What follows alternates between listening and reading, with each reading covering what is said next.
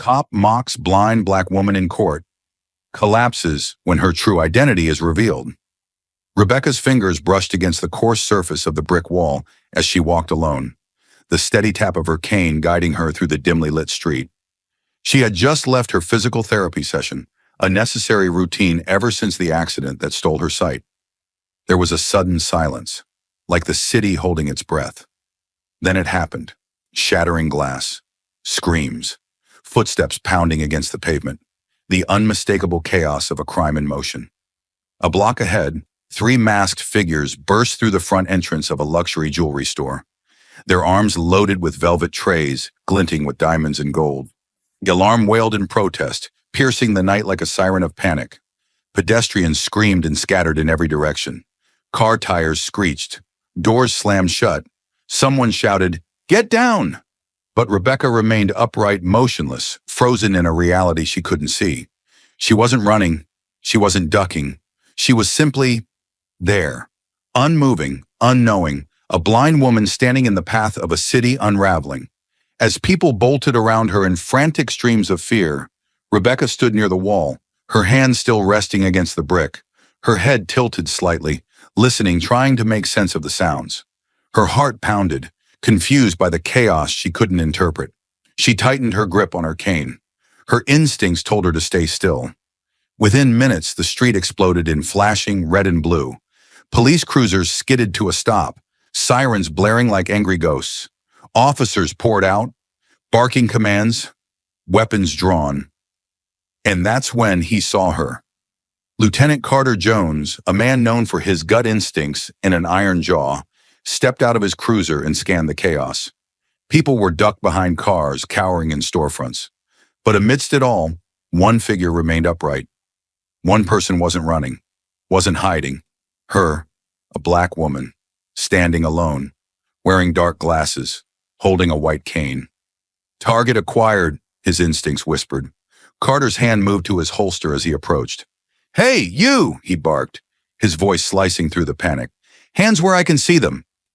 Rebecca turned her head toward the voice, calm despite the noise. "Is something wrong, officer?" That answer, calm, controlled, too calm. Carter didn't like it. He stepped closer, boots heavy on the pavement. "What are you doing here?" he demanded. "I'm walking home," Rebecca replied, her voice even, her fingers tightening slightly on the cane. "Walking home," he repeated, his tone laced with suspicion. "At this time of night? Alone?" She didn't answer. She didn't have to.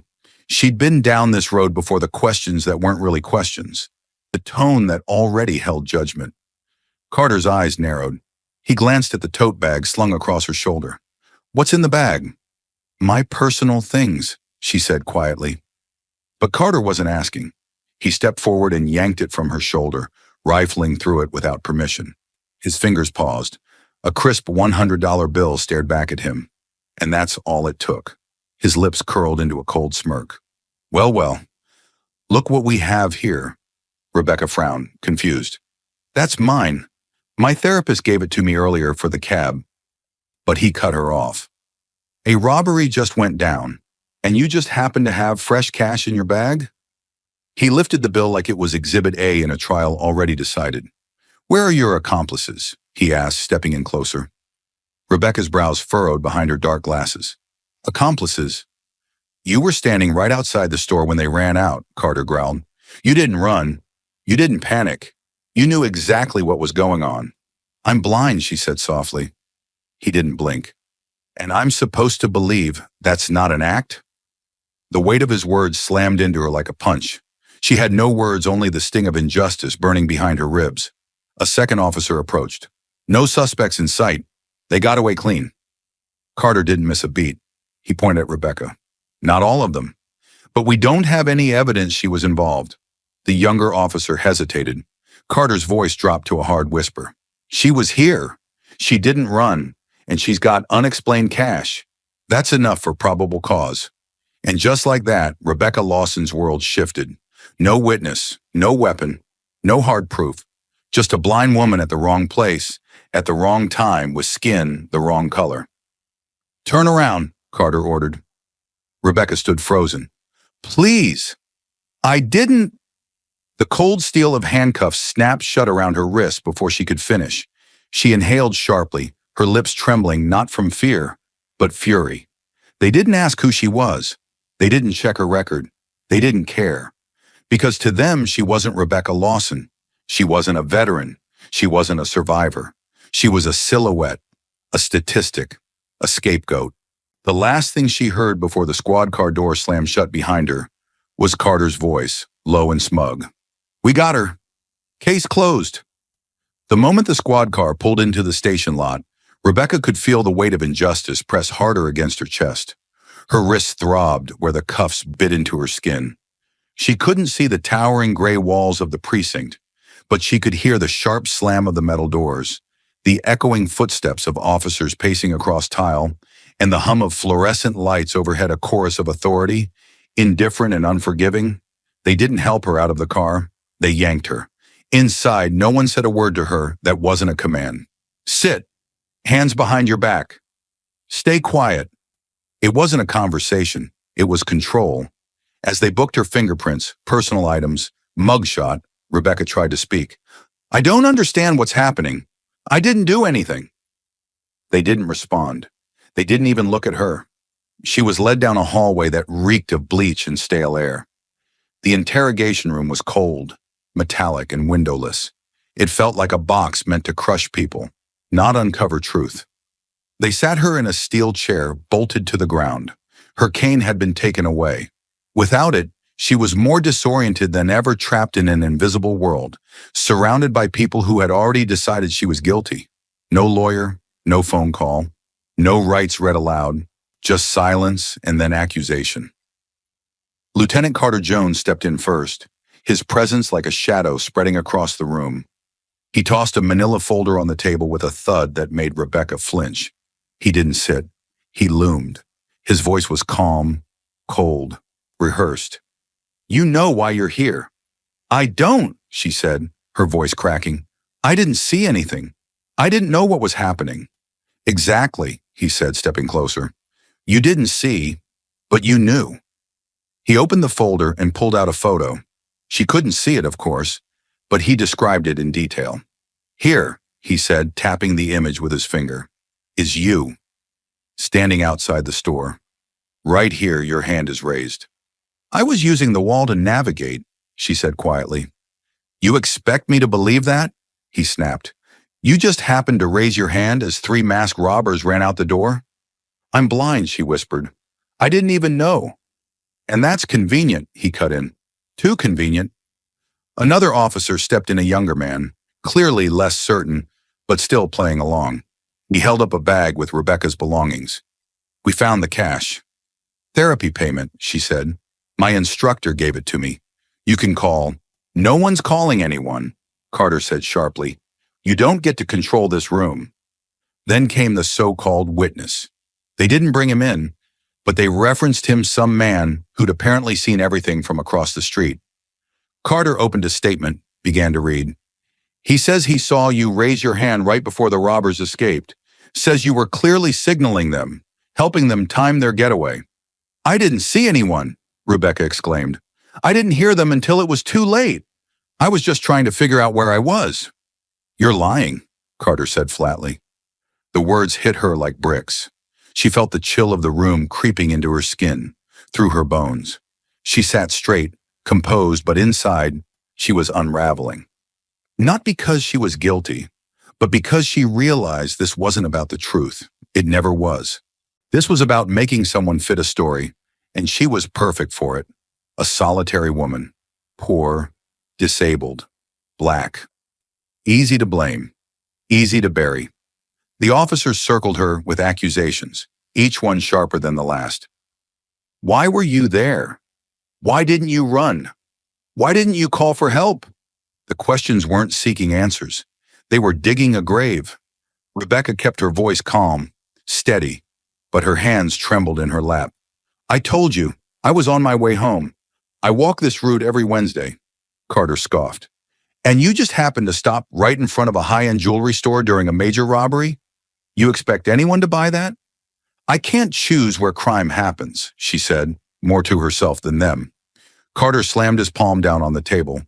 the sound cracking through the room. "Stop lying! I'm not lying!" she shouted back, tears burning behind her eyes. "I couldn't even see what was happening." "You don't have to see to be involved," he growled. "You were the lookout. You gave the signal. They ran. You stayed. Classic setup." She shook her head. "I don't know them. I don't know anything about any of this." "You were at the scene," he snapped.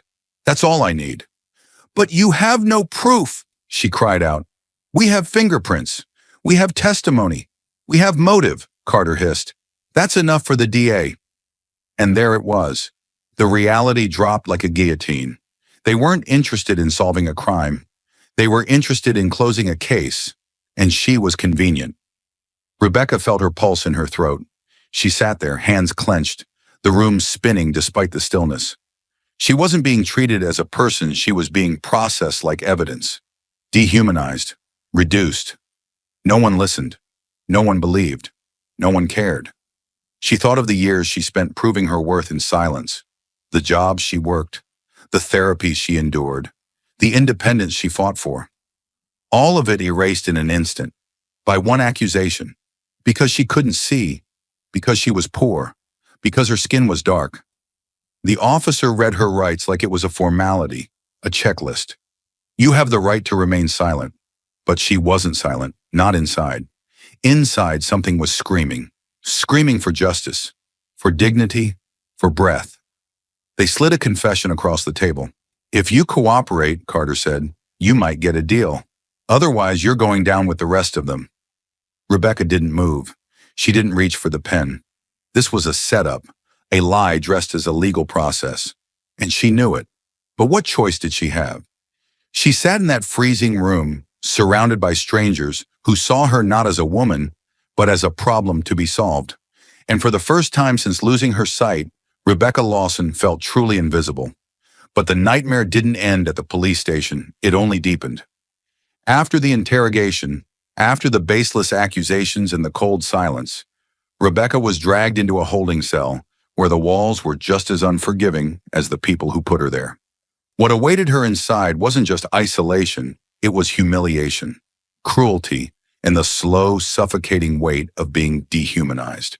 The cell was ice cold, not from the temperature, but from the absence of humanity. Concrete walls closed in like a tomb, stained with the ghosts of forgotten stories.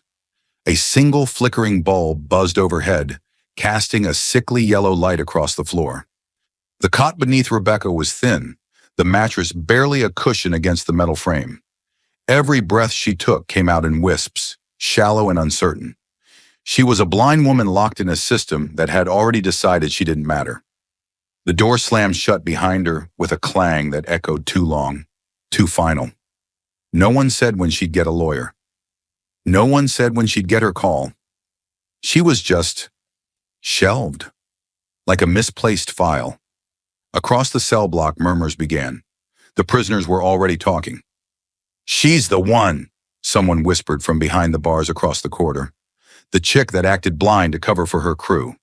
"Blind?" A woman scoffed, voice sharp like broken glass. "Please, that's the oldest con in the book." Another voice laughed, louder this time. "Bet she can see better than me. She's just trying to get sympathy." The words pierced the air like shrapnel. "She was part of that jewelry job, right? What's she doing in Gen Pop? Shouldn't she be in some hospital wing?" "Guess the cops finally stopped babying her. About time someone called her out." Rebecca sat still, head bowed, fists clenched in her lap. But she heard everything. Every cruel word. Every bite of doubt. And then came the worst of it from the guards. One of them chuckled as he passed her cell. "Guess that whole blind act didn't work on the judge, huh?" Another leaned against the bars. "So what is it, sweetheart? You memorized the sidewalk patterns? Or got some James Bond earpiece telling you where to walk?" Laughter echoed behind him like a sickening chorus. Rebecca didn't answer. She didn't flinch. She just reached into the inside pocket of her worn oversized coat. Her fingers searched with quiet desperation until they found it. A small, smooth object. Cold metal. Familiar. The pendant. She closed her fingers around it and held it tight to her chest. It was the only piece of herself they hadn't taken. A simple chain. On it, a round medallion. slightly scuffed from years of wear. But the words engraved on it remained as sharp as the day she'd earned it. Serve with honor. It wasn't just a motto, it was a memory. And as she sat alone in that freezing cell, mocked and misunderstood, the past surged forward. Years before she found herself trapped inside a jail cell, Rebecca Lawson was on the front lines of a different kind of battlefield, one where silence meant death, and one wrong keystroke could mean the loss of a city block. She had been a U.S. Army cyber operations specialist, handpicked from a sea of applicants for her brilliance in systems encryption and digital counterterrorism. While others carried rifles, Rebecca carried lines of code that could intercept satellite detonators, disable weapons grids, or shut down a drone fleet in seconds. She was invisible then too, not because she couldn't be seen, but because few understood the depth of her value. But it all changed one night in northern Iraq. She'd been stationed at a joint base near the edge of a volatile conflict zone. Her team had intercepted a coded transmission brief, fragmented, but enough to indicate something big. A series of bombs had been planted in a civilian village, triggered by a remote frequency pulsing through the communications tower nearby. The Army sent out ground teams to evacuate the area, but without cutting the signal, the explosives could be detonated at any moment. And so, while others rushed out, Rebecca went in alone, into the signal hub, a crumbling building rigged to blow if tampered with. Inside, the air was thick with dust and the sharp stench of oil. The walls were covered in wires, some live, some dummy. At the center was a control panel, humming with lethal intent. Her job wasn't to cut the wires, it was to hijack the command stream, override the detonation logic, and reroute the failsafe. It was like defusing a bomb made of invisible code. The countdown had already started. 20 minutes. Her fingers flew across the keyboard, sweat dripping down her spine, her headset buzzing with updates from outside. Civilians en route. 4 minutes away. You've got 10 minutes max. She didn't blink, didn't flinch. Every second mattered. And then 9 minutes left, she found it. The signal trigger, embedded beneath 5 layers of encryption, disguised as a diagnostic ping. She rewrote, but the system fought back. 7 minutes. Her screen flickered. Static filled her earpiece. And then it happened. An unexpected override command manual, local. Someone had activated a physical failsafe inside the room. A trap. The blast hit before she could react. Not a full explosion, but a directed shockwave. Heat, pressure. The sound of her eardrums bursting, screen shattered, metal sheared open. She remembered falling backward. She remembered light blinding, searing, and then nothing. Silence. Darkness. She woke up 3 days later in a military hospital in Ramstein, Germany. Eyes bandaged, ears still ringing. She was told the truth in sterile, emotionless language. The explosion damaged both optic nerves. We're sorry, Agent Lawson. The sight loss is permanent. No medals, no applause, no ceremony, just a clipboard, a medical discharge, and a plane ticket back to a country that didn't even know what she had done. The family she saved never knew her name. Neither did the soldiers who lived because of her delay command that froze the bomb relay. She returned home quietly, fading into civilian life like a ghost no one ever saw. And that was how she wanted it. Rebecca never told anyone, not about the mission, not about the injury. She wore her blindness without complaint, never asking for pity. She refused to be defined by what she lost, because what she gained was purpose, and sacrifice was the price. She found work where she could, learn new skills, learn to navigate a world built without her in mind. She built a life, piece by piece, in a society that never looked twice at women like her. But now they looked and they saw only what they wanted. In that holding cell surrounded by cement and stairs, no one saw a veteran. No one saw a war hero. They saw an easy target. A blind woman with no witnesses, no support, no voice.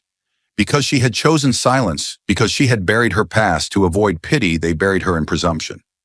Now her quiet dignity was twisted into guilt. Her blindness became a disguise. Her calm became suspicion. Why didn't she run? Why was she so calm? She must have known something.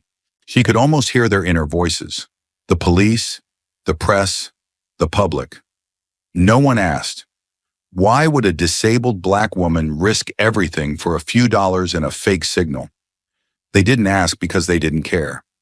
Rebecca understood now with sickening clarity that the silence she had chosen to protect herself was the very thing they used to destroy her. The longer she stayed silent, the stronger their narrative became. But she wasn't silent because she was guilty. She was silent because they didn't deserve her story. They didn't deserve to know what it felt like to crawl through smoke-filled concrete, blood dripping into your mouth as you rewired a live detonator. They didn't deserve to hear about the moment she chose to stay inside that signal hub when she could have run because a family was 3 minutes from the blast zone. They didn't deserve the weight of her truth. But maybe, just maybe, it was time they heard it anyway, because if silence was going to be her enemy, then truth might be her only weapon left. As the days blurred together in the cold, lifeless cell, Rebecca knew one thing with undeniable certainty: this wasn't the end. The trial was coming, and when it did, the world would see her not as she was, but as they wanted her to be. But no one would listen to the truth. No one would ask the right questions. They had already decided, and soon it would be her turn to face the courtroom, where the weight of their assumptions would crush her without a chance to fight back. The courtroom was suffocating, not because of the air, though it was stale and too still, but because of the way every eye was locked on Rebecca Lawson, like she'd already been sentenced. The jury stiff in their seats, the spectators leaning forward with hushed anticipation. Even the judge looked like he'd seen this show before. To them, this wasn't a trial, it was a performance, and she had been cast as the villain. Rebecca sat at the defense table in silence. Her back was straight, her hands folded neatly in her lap, the corners of her lips pressed into a firm, unreadable line. Her dark glasses masked the exhaustion in her eyes, but her body told the story, shoulders rigid, muscles locked in tension. She didn't flinch when the bailiff called the room to order. She didn't react when the judge announced the charges. She'd already heard the verdict in their minds. Now they were just going through the motions. The prosecutor was a tall, polished man with silver at his temples and a voice that carried like a war drum. Every movement was deliberate, every word calculated. He strode to the center of the room, holding a remote like a dagger. "Ladies and gentlemen of the jury," he began, "this case is not about speculation. It's about facts." He pressed a button. A grainy, still image filled the screen behind him. The courtroom lights dimmed slightly, giving the projection center stage. "This," he continued, "is the defendant Rebecca Lawson captured by a security camera outside Jefferson and Lane Jewelry, moments before the robbery occurred." Murmurs rippled through the room. Rebecca couldn't see the image, but she knew what it showed. She'd been told. A blurry figure, hand raised slightly, head tilted as though listening. A still moment frozen in time interpreted however they pleased. The prosecutor turned back toward the jury, his tone tightening. "You'll notice her hand lifted just before the masked perpetrators ran from the store. You'll see that she was not panicked, not confused, not even moving. She was waiting." He paused, letting the silence fill with suspicion. Rebecca sat still, motionless. He clicked again. A close-up of a fingerprint appeared, then another slide, a digital report. "This," he said, "is the defendant's fingerprint recovered from the store's main entrance." Another wave of murmurs. "And that," the prosecutor concluded, voice deepening, "is how we know she was not simply a passerby. She made contact with the store. She was part of this." The implication hung in the air like a noose. He let it sit. Then came the final blow. The prosecutor motioned to the back. "The prosecution calls its first witness." A man stepped forward, nervous but rehearsed. He took the stand, placed his hand on the Bible, and swore in with a shaky voice. He was average-looking, forgettable, but today he was the government's star player. "I saw her," he said, nodding solemnly. "She was standing there near the front of the store. She wasn't moving." The prosecutor leaned in. "Did she do anything suspicious?" A pause. The man hesitated, then committed. "She raised her hand, just as the robbers came out, like she was signaling." The words were vague, thin, but they were deadly. Rebecca clenched her jaw. No one asked where the man had been standing, how far, what his history was. No one questioned the certainty of his claim. because they didn't need to. They had their story. And no one mentioned that the woman in that photo was blind. Not once. Not when the image was shown. Not when the fingerprint was displayed. Not when the signal was described. Her condition was not an oversight, it was a strategy. Because if they acknowledged she was blind, the illusion collapsed. So they left it out. And her court-appointed lawyer? A middle-aged man with tired eyes and a stack of unrelated case files. He leaned back in his chair, said little, objected even less. When it was his turn to speak, he cleared his throat and mumbled about reasonable doubt, like he'd already lost. He didn't ask for camera footage from different angles. He didn't press the witness on details. He didn't even bring up her disability. Rebecca was a defendant without a voice, and no one cared to give her one. Every glance in the room, every sideways whisper carried the same unspoken question. Why didn't she run? The assumption had been made. The verdict quietly settled. They looked at her like she was the mastermind, like she'd orchestrated the heist and was now playing helpless to escape consequence. Like blindness was a tool, not a truth. Rebecca didn't fight to speak. She didn't plead, because she'd learned long ago that when people made up their minds, words were just noise. She sat in that courtroom not as a person, but as a projection of their prejudice.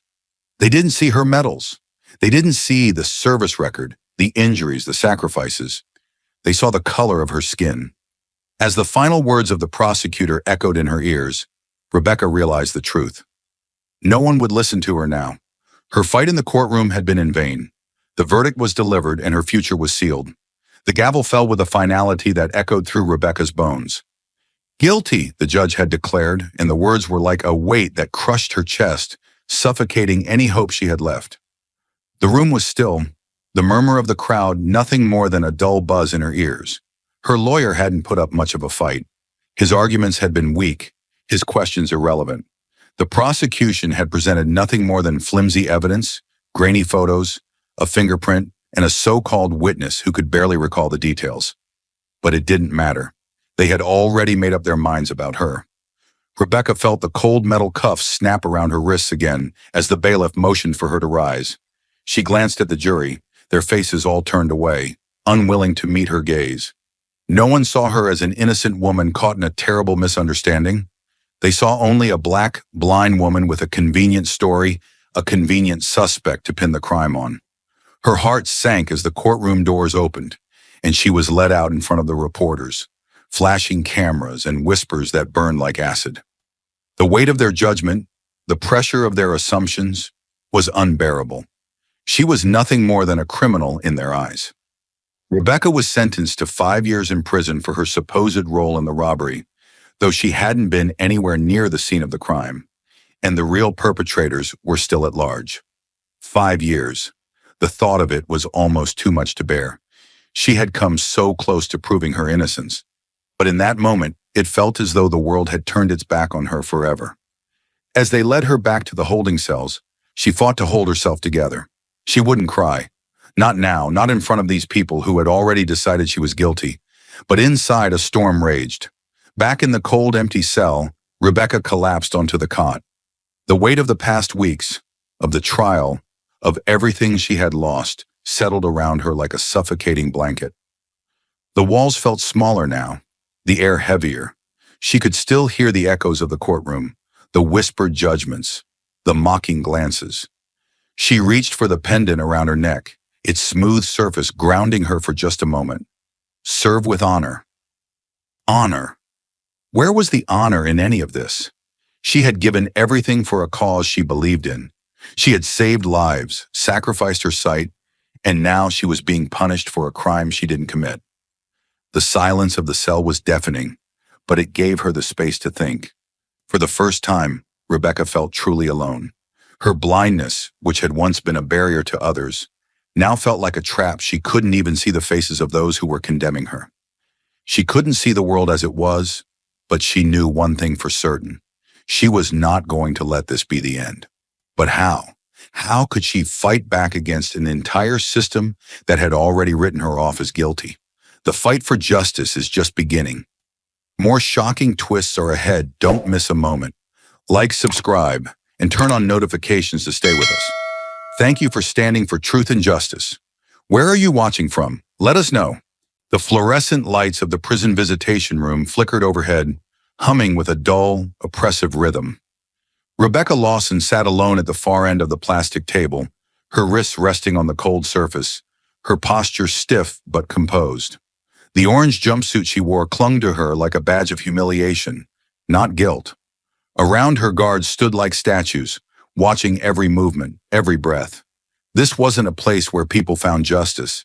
It was where justice was left to rot. Then the door opened. A young woman stepped in, dressed in a simple gray blazer and black slacks. Her eyes were sharp, scanning the room with focus and urgency. She moved quickly, confidently, and when she sat down across from Rebecca, it was clear she didn't come to ask for trust. She came to earn it. "My name is Maya Ellis," she said calmly. "I'm an attorney." Rebecca's expression didn't change. Her lips were tight, her eyes hidden behind dark glasses, her face unreadable. She didn't flinch. She didn't smile. She had seen too many people who claimed they wanted to help. Maya reached into her bag and placed a thin folder on the table. "I've been reviewing your case. I came across it by accident. But what I read, it doesn't sit right. None of it." Rebecca tilted her head slightly. "They already decided. A judge, a jury. What does it matter now?"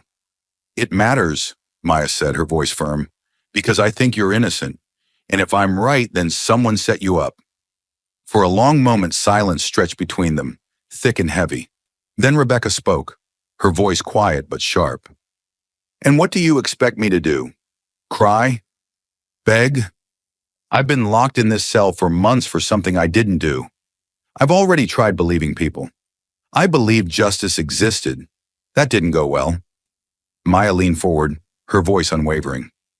"I don't want your belief. I want your permission to fight." Rebecca's hand twitched slightly, the only sign of emotion she allowed.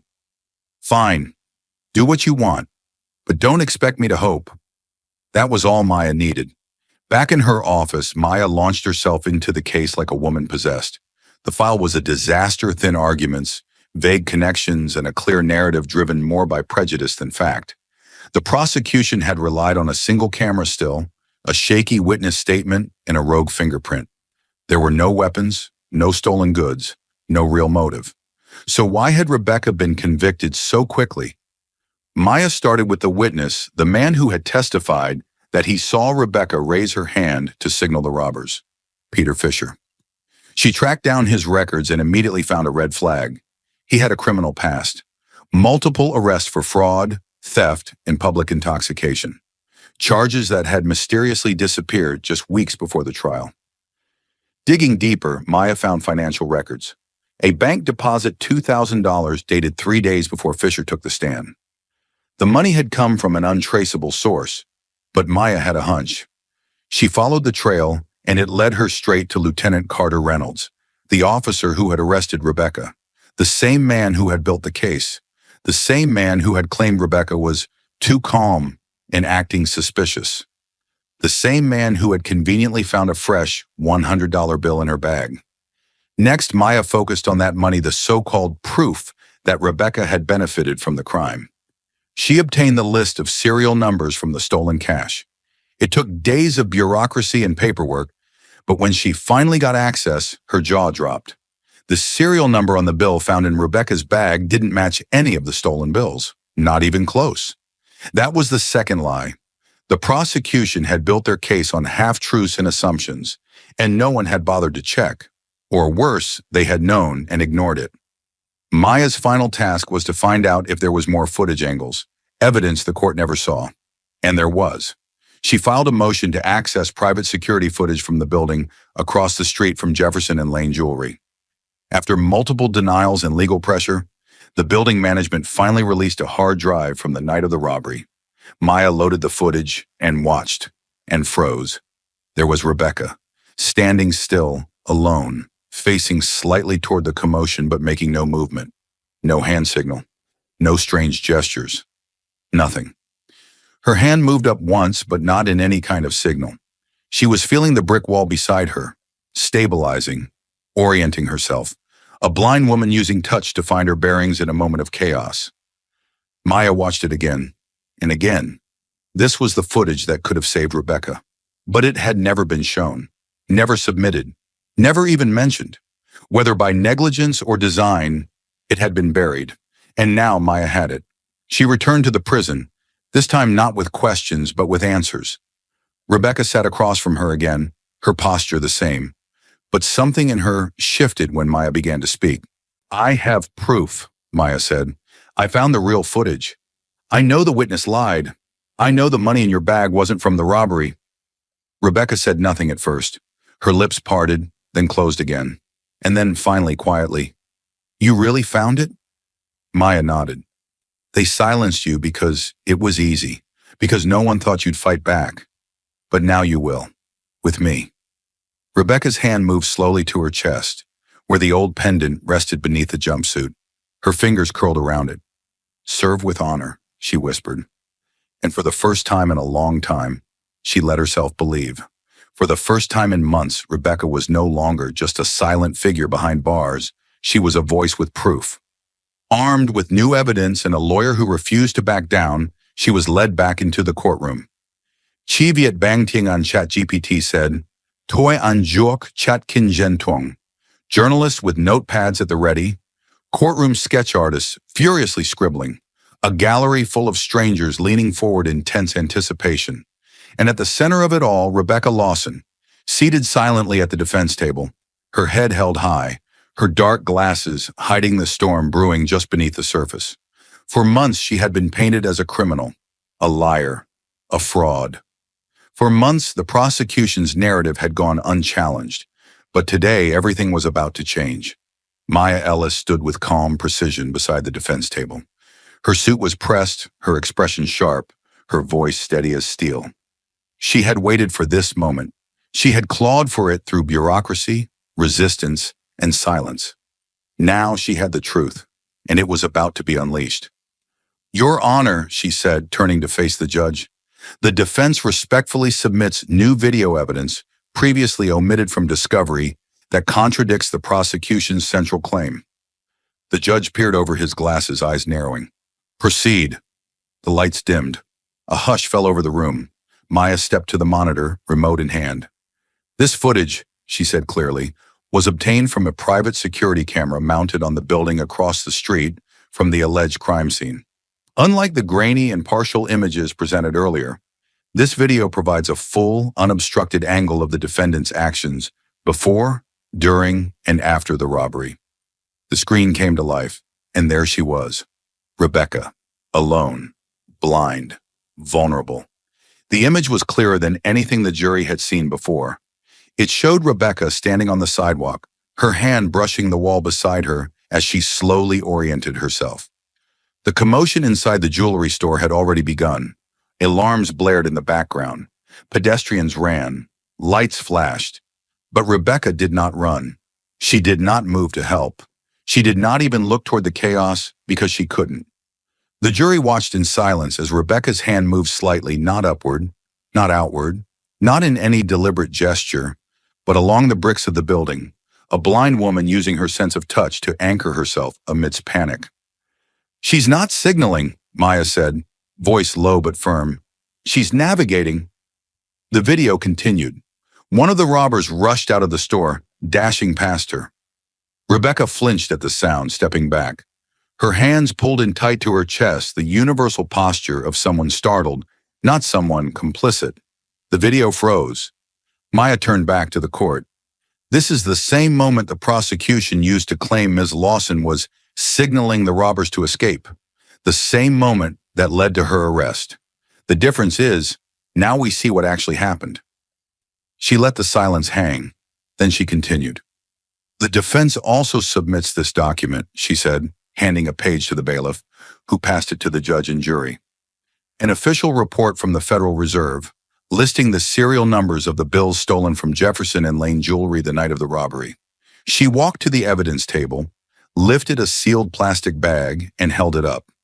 Inside was the infamous $100 bill, the so-called proof that had tied Rebecca to the crime from the beginning.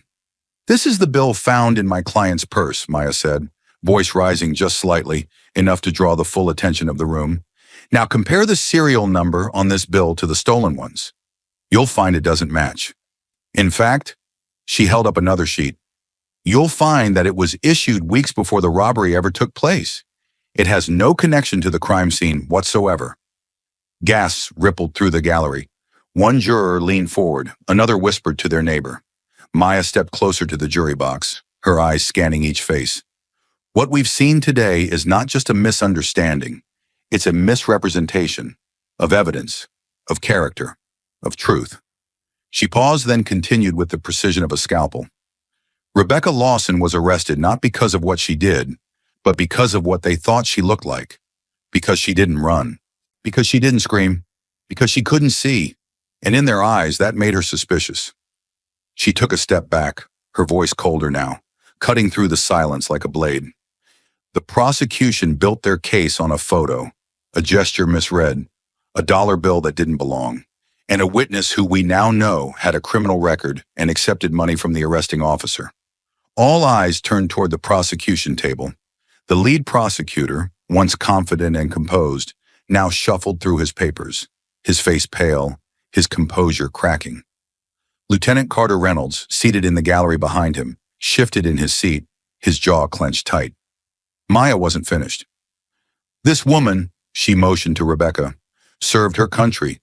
She sacrificed her sight to save lives, and for that she was discarded, labeled, imprisoned without evidence, without justice. She turned to the judge. We ask that the court acknowledge this miscarriage of justice and immediately move to vacate Ms. Lawson's conviction. Silence followed, but it wasn't the silence of uncertainty. It was the silence of a courtroom that had just watched its own narrative collapse. The judge leaned back in his chair, visibly shaken.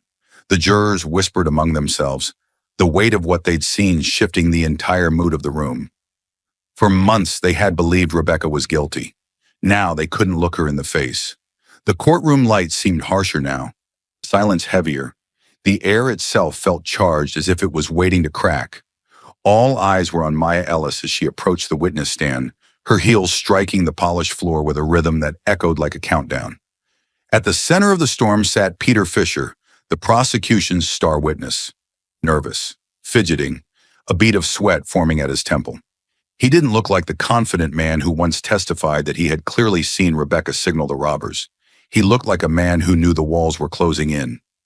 Maya stopped just a foot away from him, the thin folder in her hands now thick with truth. Her voice was calm, but every word landed like a hammer.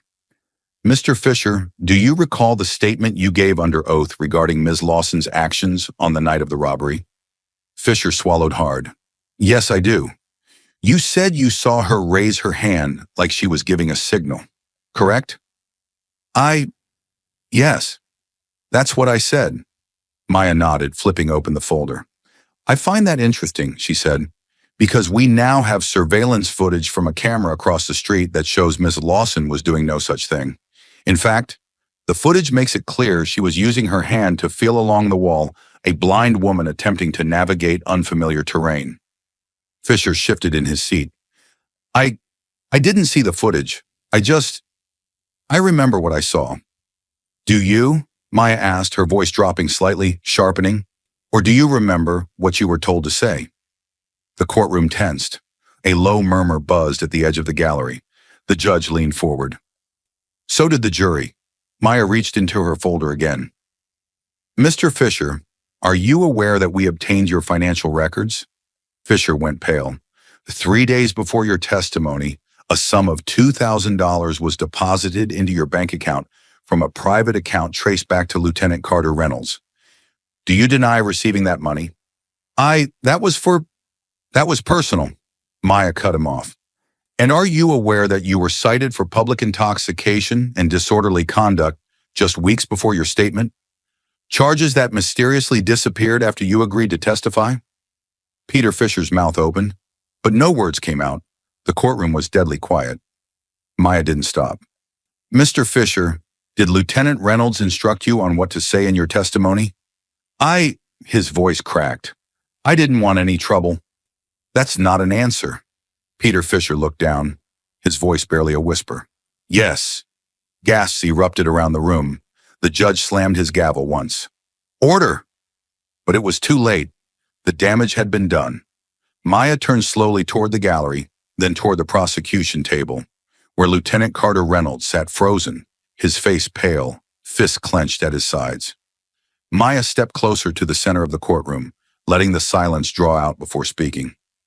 Let the record show that the state's key witness admitted to perjury and that his testimony was influenced, if not fully orchestrated, by the arresting officer. She turned, her voice rising, stronger, fiercer. This isn't just a case of mistaken identity. This is a fabricated narrative, built on lies, corruption, and intimidation. And at the center of it is the man who claimed he was simply doing his job. She pointed unapologetically at Carter Reynolds. This man manufactured evidence. He bribed a witness. He buried key footage. He profiled and persecuted an innocent woman simply because she didn't fit his idea of what innocence looks like. Reynolds' face was red now, fury and fear battling in his eyes. He opened his mouth, but the judge stopped him with a single glare. Lieutenant Reynolds, you are not permitted to speak unless called to the stand. The courtroom was completely still. It was the kind of silence that doesn't beg for noise, it demands reflection. And in that silence, for the first time, Rebecca was no longer invisible. She sat at the defense table, head held high, expression unreadable. But her hands, usually folded, composed, now gripped the edge of the table, trembling with something unfamiliar. Recognition, vindication, and rage. Because now the truth was no longer buried. It was out in the open, for the world to see. The same system that had turned a blind eye to her suffering was now being forced to confront its own rot. The judge leaned back in his seat, visibly shaken. Counsel, do you have further evidence? Maya nodded. Yes, Your Honor. But what we've just heard speaks louder than anything I could say. She turned to the jury. Rebecca Lawson is not guilty. She never was. And now you know why she ended up here, not because she committed a crime, but because someone needed her to be guilty. Because it was easier, cleaner, simpler. She paused, letting the gravity of the words settle in. But justice, she said, voice cracking slightly from the emotion rising in her throat, is never simple. It requires the courage to admit when we've been wrong. It requires us to listen. And for the first time, they were listening. The jurors sat in stunned silence. The prosecution looked defeated. Carter Reynolds sat motionless, his world collapsing around him. And Rebecca Lawson, after everything they had taken from her, her sight, her name, her freedom, finally had what they couldn't take. The truth, in a room that finally heard her. The courtroom was still trembling from the last blow Maya had landed, the unraveling of Lieutenant Carter's lies, the collapse of the prosecution's carefully orchestrated illusion. But what came next would silence the room completely. Maya Ellis stood at the center of the courtroom like a conductor before the final movement. She was holding a thick envelope unmarked, sealed in red. The bailiff approached, eyeing it warily. Maya handed it to him with a nod. Your Honor, with the court's permission, I'd like to introduce one final piece of evidence. The judge, clearly unsettled by the revelations that had already shaken the foundation of the case, adjusted his glasses. Is this classified? Maya nodded. It was, until this morning. We've obtained clearance. She turned to the jury, then to the gallery. Her voice dropped low, steady, deliberate. Before Rebecca Lawson was a defendant, before she was arrested, before she was accused, humiliated, and buried beneath a system that didn't care to ask who she really was, she served. The courtroom didn't breathe. Maya walked to the projection screen. I'm about to show you something the prosecution never bothered to discover. Something the world forgot, or maybe never knew. The screen flickered to life. A photograph appeared. Rebecca, in uniform, her face younger, her posture straight, standing tall, saluting on a tarmac under a blazing sun. Behind her, a row of soldiers. In front of her, the President of the United States, reaching out to pin a gleaming medal on her chest. The Presidential Medal of Valor? Gasps echoed like thunder. The gallery burst into murmurs. Reporters scrambled for their cameras. Flash after flash illuminated Rebecca's face, though she didn't react. She sat perfectly still. The photo faded. Another appeared. A classified military commendation letter, stamped and sealed. Maya read aloud. Specialist Rebecca Lawson displayed extraordinary courage during a counterinsurgency operation near Fallujah. Upon discovering a remote-triggered explosive device near a civilian shelter, Specialist Lawson bypassed protocol, disabled the device manually, and shielded the blast with her own body. Her actions saved 6 lives, including 3 children. She sustained permanent damage to both optic nerves. For this, she was awarded the nation's highest military honor. Silence. A silence deeper than anything that had come before. Even the judge's expression faltered. Maya's voice rose not in volume, but in fire. You were told this woman was suspicious because she didn't run, because she didn't scream, because she was calm, because she was blind. But what they didn't tell you is that she was calm because she's been through worse, that she didn't run because she doesn't run, and that she's blind because she chose to save lives instead of her own. She paused, scanning the faces before her. No one asked who she was. They only assumed what she looked like, and they were wrong. Her words settled into the bones of every person in that room. And then, for the first time since the trial began, Rebecca stood up, slowly, quietly, her hands pressed to the table, her posture proud. She didn't need the court's permission. She didn't wait to be asked. She turned toward the judge, then toward the jury, and finally toward the rows of journalists whose cameras were still clicking like gunfire. Her voice, when it came, was soft but cut through the room like a blade. I don't need your sympathy, she said. I need your justice. No theatrics, no tears, just truth, raw, brutal, undeniable. I didn't tell you who I was, she continued, because I knew it wouldn't matter. Not to people who already made up their minds. I've been blind for 5 years, but I've seen more clearly than most of you ever will.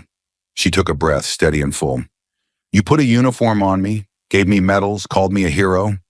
But the moment I didn't fit your picture of innocence, you erased all of that. You made me a suspect, not because of what I did, but because I was easy to blame. Her jaw clenched. And I let it happen. I stayed quiet. I let you bury me under your lies. But no more. The gallery was motionless. Even the prosecution sat frozen papers untouched, eyes lowered. Rebecca's words hit harder than anything Maya could have said, because they came from the one voice no one had bothered to hear. The judge, visibly shaken, adjusted his robe, but didn't interrupt. No one dared. I saved lives, Rebecca said. And when I came home, I lost mine. Her hands trembled slightly, but she kept her spine straight. I have one request now, one demand. Don't give me back what you took. Just stop taking from others like me. She sat down slowly. The room stayed frozen. Even the air seemed still. Maya placed a final document on the evidence table. Your Honor, I respectfully move that this court dismiss all charges against Rebecca Lawson and order an immediate review of Officer Reynolds' conduct, including witness tampering, fabrication of evidence, and obstruction of justice. The judge didn't respond immediately. He stared at Rebecca no longer through her, but at her. Really looking. Maybe for the first time, he nodded once. This court will recess for deliberation. The gavel struck, but no one moved, because justice, long delayed, was finally breaking through the cracks. And now, after months of injustice, isolation, and buried truths, it was time for the verdict. The moment the world would decide whether to correct its wrong or double down on its failure. The courtroom was silent, too silent. Kind of silence that only exists when the world holds its breath. Jurors sat with pale faces and tight throats, the weight of truth pressing down on them like a storm cloud ready to burst. The judge returned, his robe swaying with each solemn step, his eyes dark, unreadable. Everyone sat up straighter. Rebecca Lawson, dressed in the same simple clothes she'd worn for months behind bars, gripped the table before her, not out of fear, but resolve. Her hands were steady now, her head high. For once, she didn't feel like the room was watching a suspect. They were watching a reckoning. The judge cleared his throat. Will the defendant please rise? Rebecca stood, slowly, calmly. Every movement was deliberate. The foreman of the jury unfolded a slip of paper with trembling fingers.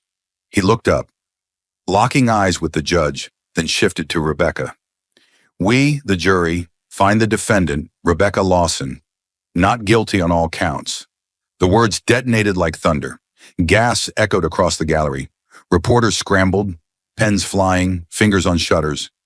Maya closed her eyes for a second, as if to let the moment land, then placed a hand over her heart. Rebecca didn't move. She stood still, her expression unreadable.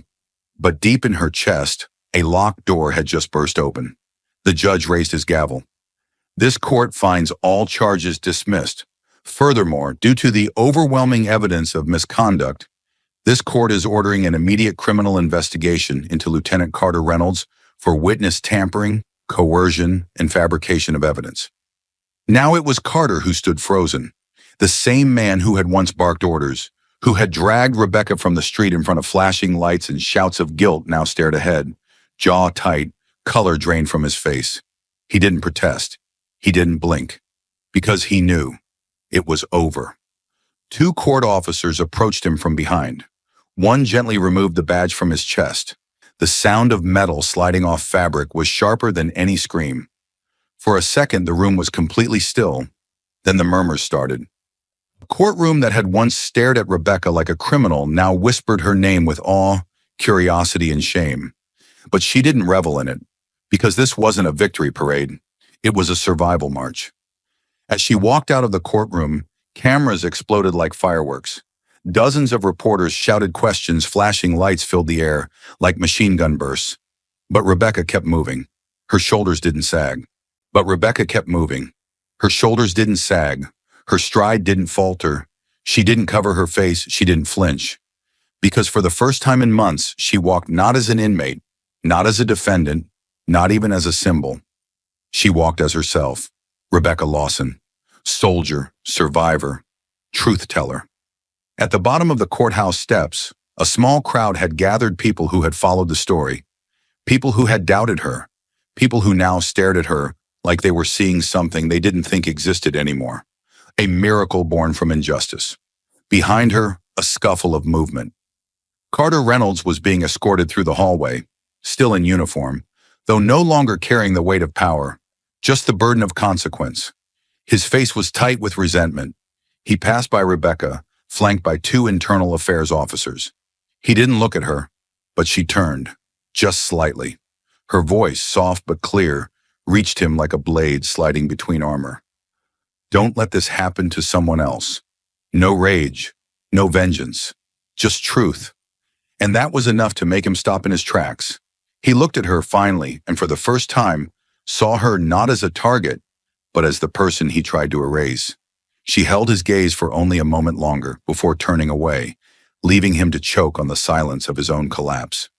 Outside, Maya caught up to her. Her voice cracked with pride. You did it. Rebecca shook her head slightly. We did it. But even as the cameras rolled and headlines formed, Rebecca knew that this wasn't the end of a story.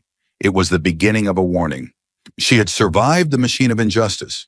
She had walked through fire and darkness, alone, unseen, and unheard. But she came out the other side still standing. They hadn't broken her. They had only revealed how unbreakable she already was. No press conference followed, no speeches. Rebecca didn't need to say anything more.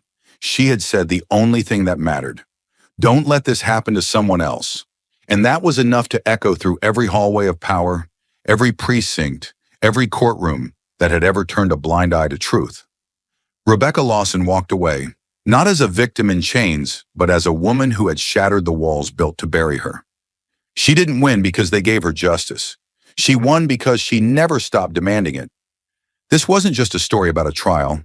It was a war waged in silence, in shadows, in courtrooms where assumptions speak louder than facts and where truth bleeds slowly, if at all. Rebecca Lawson's name will be remembered not because she fought a legal battle and won, but because she never should have had to fight it in the first place. Her story is a brutal reminder that justice in its purest form doesn't always arrive when it should. Sometimes it arrives too late, and only after the innocent have been broken, bruised, and dragged through hell. What happened to Rebecca was not a mistake. It was a system working exactly the way it was designed to against people like her. A black woman, a disabled veteran, a faceless figure, easy to misjudge, easy to discard, easy to blame. She was arrested not because of evidence, but because she didn't move the way they expected. She didn't react the way they wanted. She didn't fit their image of innocence. She was calm, composed, blind, and for that she was deemed dangerous. They didn't see the years she served in silence. They didn't see the bombs she defused to save innocent lives. They didn't see the darkness she walks through every day without complaint. Number, they saw what they wanted to see: a suspect, a scapegoat, someone to point at, someone to cage, someone to forget. And that is the sickness buried deep in the bones of our so-called justice system. But this story isn't only about the cruelty she endured. It's about what she refused to become. They wanted her to break. She stood. They wanted her to stay quiet. She spoke. They wanted her to disappear. She made them see her. Rebecca didn't walk out of that courtroom because the system saved her. She walked out because she forced it to face itself. The lesson here is not about one heroic lawyer or one courageous woman. It's about how easily a society can vilify the innocent, how quickly fear, bias, and silence can drown the truth if no one is willing to fight for it. It's about the dangerous comfort of assumptions, how quickly a courtroom becomes a stage, how easily evidence is twisted or erased, how deeply injustice hides behind the language of law. We watched as a decorated soldier who gave her sight to save others was accused of theft she couldn't even witness. We watched the system punish her for being blind rather than thank her for seeing the danger others ran from. We watched officers fabricate evidence, manipulate testimony, and stack the odds so high that the only logical outcome was conviction. And we watched her rise anyway. She didn't need to scream. She didn't need vengeance. All she needed was the world to listen.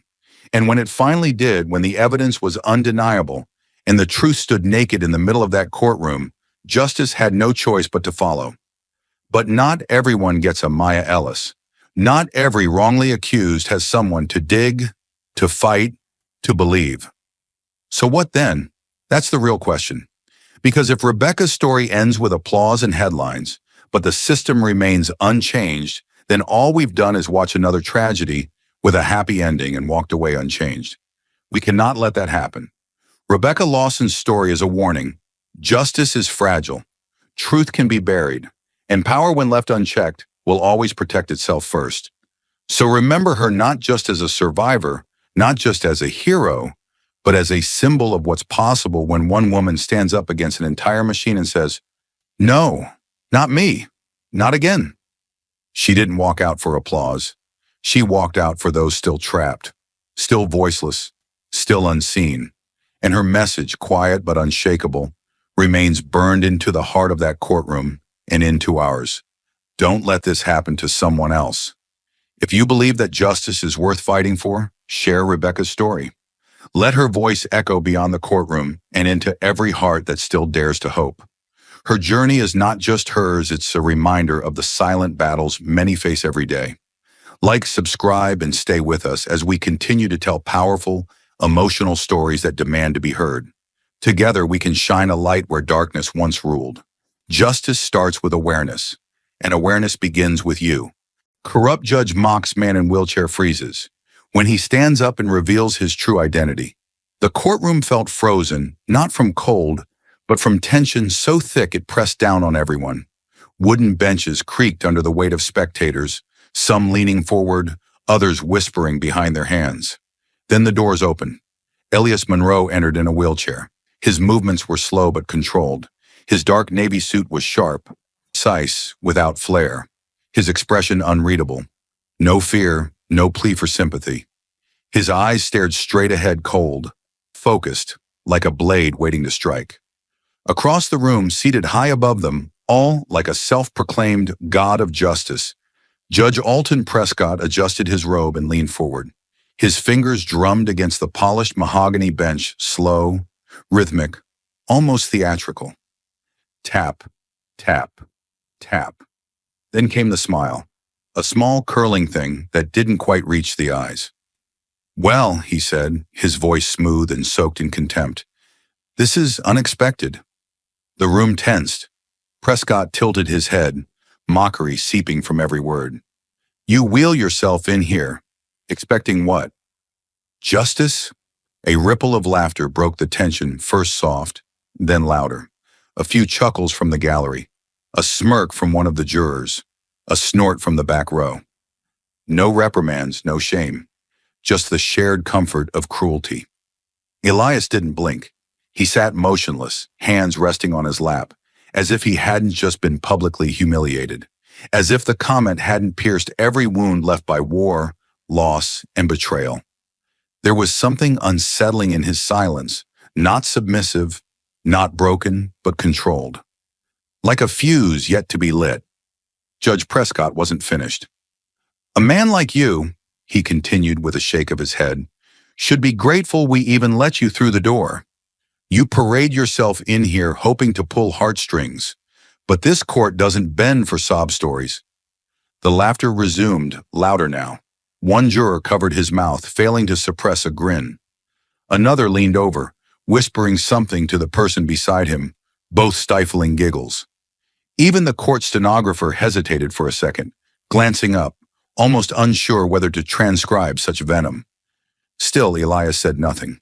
His eyes, deep and unmoving, remained locked ahead, not at the judge, not at the crowd, but at something far beyond them. It was as if he saw through the walls, through the charade, through the entire decaying system playing dress-up with robes and rules. He wasn't there to plead, he wasn't there to beg, and he certainly wasn't there to lose. Prescott mistook silence for surrender. You see, the judge said, shifting in his seat with the arrogance of a man who believed himself untouchable. This court doesn't have time for theatrics. You're accused of defrauding this country millions of dollars in benefits siphoned by a man too lazy to work, too shameless to walk, and too proud to admit it. His words struck like bullets. Too lazy to work, too shameless to walk, too proud to admit it. Each phrase hit harder than the last, and still, Elias didn't flinch. But anyone truly paying attention would have seen it. The stillness wasn't fear. It was coiled restraint. The kind of stillness a storm has before it rips the world apart. And yet, the courtroom, the judge, the prosecutor, the jurors, the audience, they all missed it. They saw a man in a wheelchair and assumed weakness. They saw dark skin and assigned guilt. They heard the word fraud and decided they didn't need facts. Because in this courtroom, truth had already been sentenced before the trial even began. Every glance thrown at Elias dripped with disdain. Every smirk was a nail hammered into the coffin they thought they'd prepared for him. He was the villain in their story, the symbol of everything they resented, but never dared to confront. And no one stood up for him. Not the public defender who sat stiffly beside him, eyes downcast, hands trembling. Not the court officers who averted their gaze.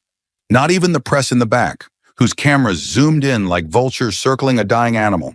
But Elias didn't need their defense, because he hadn't come here to be defended. He had come to expose. Prescott leaned back, clearly enjoying the performance. You think you're smart, don't you? Hiding behind that chair like it gives you moral high ground. But this isn't a hospital, Mr. Monroe. It's not a VA support group. This is my courtroom. He paused. And in my courtroom, I decide what justice looks like. For a brief moment, silence fell over the room again. Not the silence of reverence, not respect, but the quiet anticipation of cruelty, like the moment before a guillotine falls. The crowd expected Elias to break to beg, to cry, to defend. But he gave them nothing, not because he was powerless, but because he knew none of them were ready for what he was about to do. And so he sat there, perfectly composed, like a man watching a house of cards waiting for the wind. The prosecution was relentless. Kimberly Chase, tall, poised, wrapped in the icy confidence of someone who believed truth was optional, rose from her seat like a performer taking center stage. She adjusted her blazer, cleared her throat, and approached the jury with the kind of theatrical calm that signaled a storm was coming, one of manipulation, distortion, and calculated deceit. In her hands, a thick folder. Red tabs jutted out like open wounds. She held up the first document. Exhibit A, she announced, her voice sharp and precise, slicing through the air. Mr. Monroe's offshore bank accounts, funds traced to the Cayman Islands, over $2.4 million unreported. Gasps rippled through the gallery. She turned a page. Exhibit B, falsified tax returns spanning 5 years. Signed, certified, dated, all with one intent: fraud. Her words fell like hammer blows. Deliberate, crippling, irrefutable to the uninformed eye. Elias Monroe remained still, but a flicker of something passed through his eyes. Not panic, not fear, recognition. He'd seen this before. This playbook, the forged evidence, the confident delivery, the bias draped in legal procedure. This wasn't truth, it was performance. Kimberly didn't stop. Exhibit C, she said, raising a color-coded ledger. Correspondence between Mr. Monroe and fictitious entities, shell companies designed to move money undetected. More gasps. One juror's eyes widened. Another scribbled something on their notepad. The judge leaned forward slightly, feigning impartial curiosity, but the glint in his eye betrayed him. Elias waited. Then, without a word, he reached into his briefcase and pulled out a single document. Just one. Thin, unassuming, but stamped in bold ink with a golden federal seal. He raised it calmly. Your Honor, he said, his voice low but clear, this is a certified federal audit log. Time-stamped, verified, and submitted to the Department of Justice 3 months ago. It directly contradicts the prosecution's claims. He held it out. Prescott didn't even glance at it. He waved his hand dismissively, like brushing away dust. It's inadmissible, he said coldly. Elias frowned. On what grounds? Prescott's response was immediate, mechanical. The court did not receive this document during preliminary proceedings. Therefore, its authenticity cannot be confirmed. But it's a public record, Elias replied, voice steady but tightening.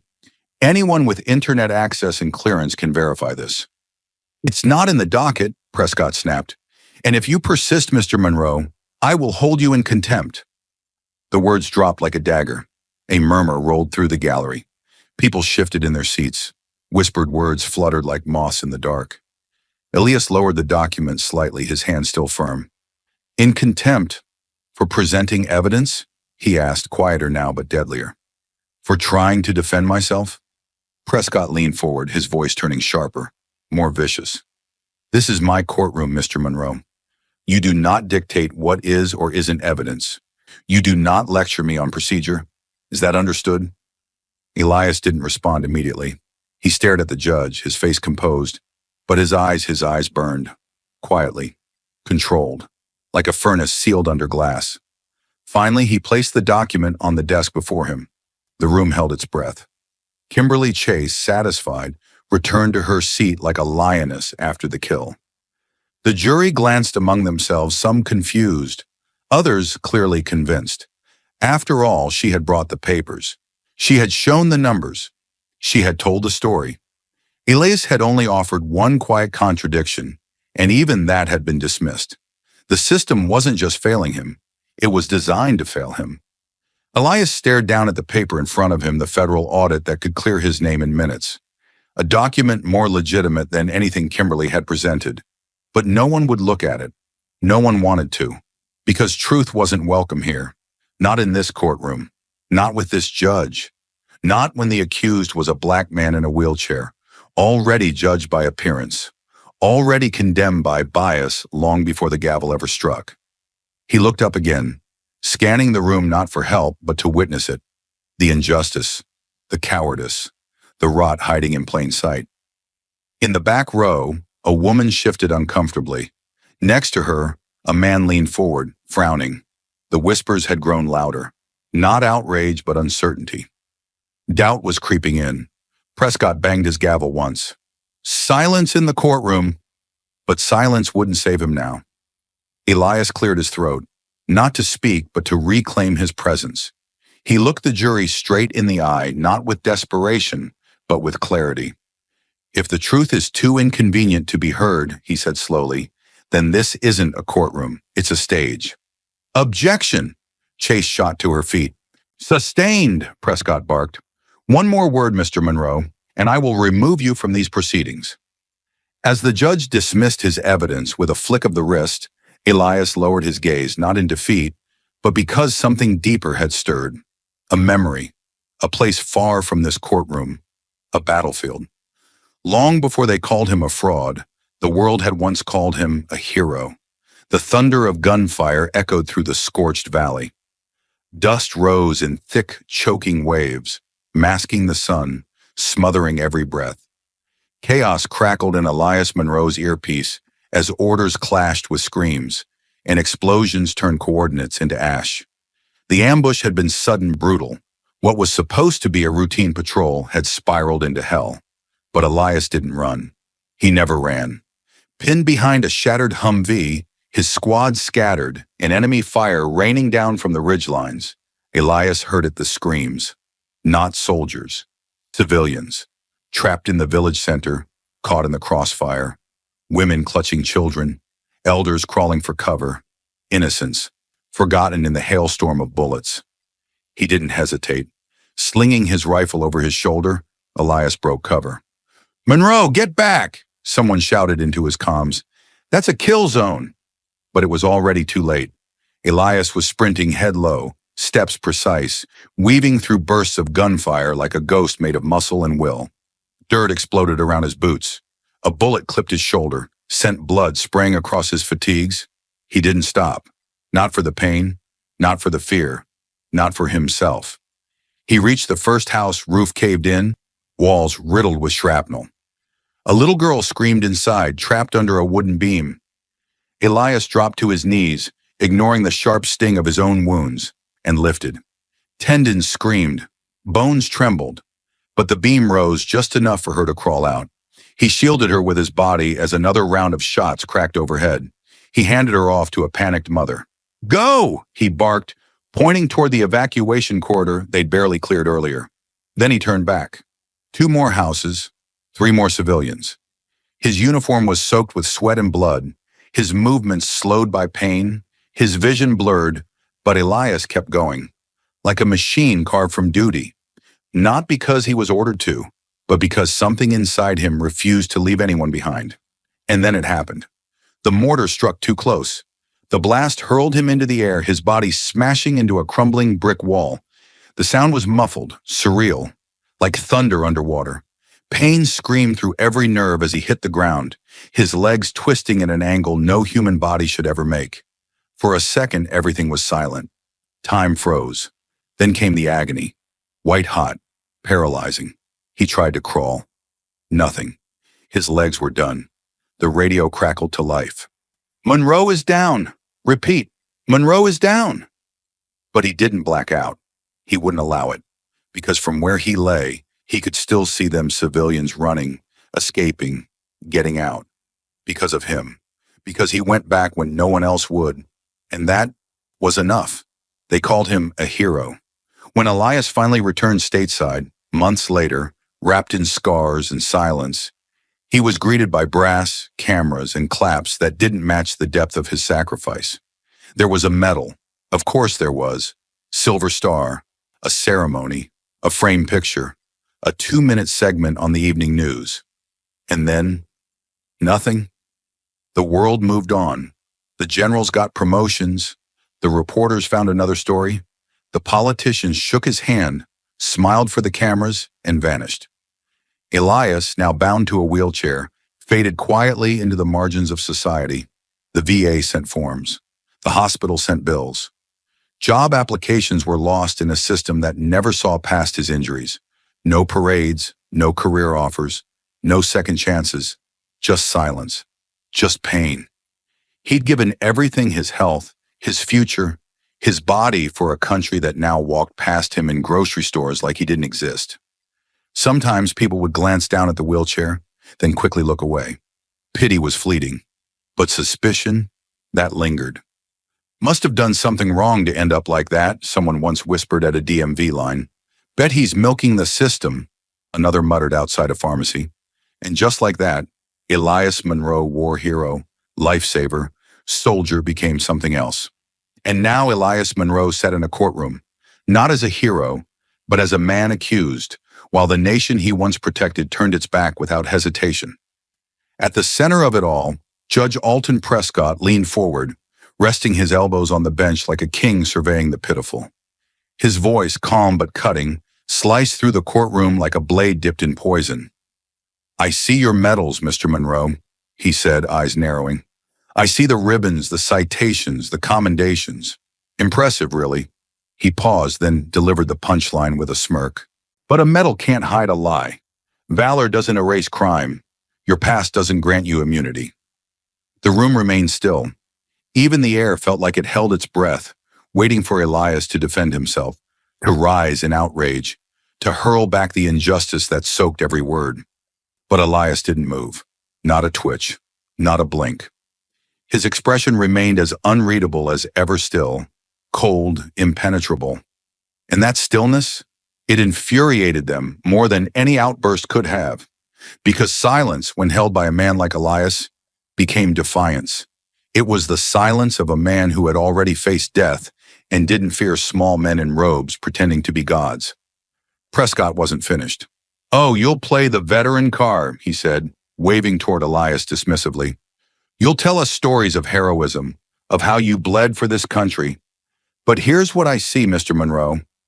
He pointed a finger directly at him. "I see a man hiding behind sacrifice, hiding behind a wheelchair. A man who once did his duty, yes, but then got addicted to praise, addicted to sympathy, and eventually addicted to money." A few jurors shifted uncomfortably. The gallery was quiet, but the silence was no longer passive. It pulsed with something darker judgment, fed not by fact, but by the way Elias refused to explain himself, the way he refused to perform for them. A woman in the second row whispered, "He should at least say something." But Elias didn't know them words. He had already given them blood.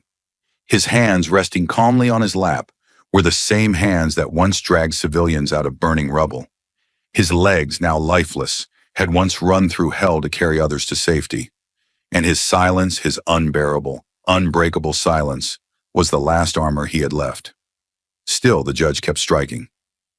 "You had everything this country could give," Prescott continued, voice rising, just enough to fill the room. "You had honor. You had a future. And now you come before us, accused of siphoning thousands in disability benefits you no longer deserve. You call that justice?" He didn't wait for an answer. "You're not the first soldier to come back broken," he sneered, "but you might be the first to weaponize your brokenness." That was the moment something shifted, not in Elias, but in the room itself. The gallery began to stir. Whispers turned into sharp exhales. Faces contorted in confusion and doubt. This wasn't just a trial, it was a spectacle. And Elias was being publicly dismantled, piece by piece, by a man who wore authority like armor and used it like a club. Still, Elias said nothing. Not because he was weak, but because every time he had spoken in the past, no one had listened. Not when he applied for jobs and was told he was too damaged to hire. Not when the VA misplaced his records twice. Not when the benefits he rightfully earned were delayed for months with no explanation. And certainly not now, when his silence was more powerful than any testimony he could give.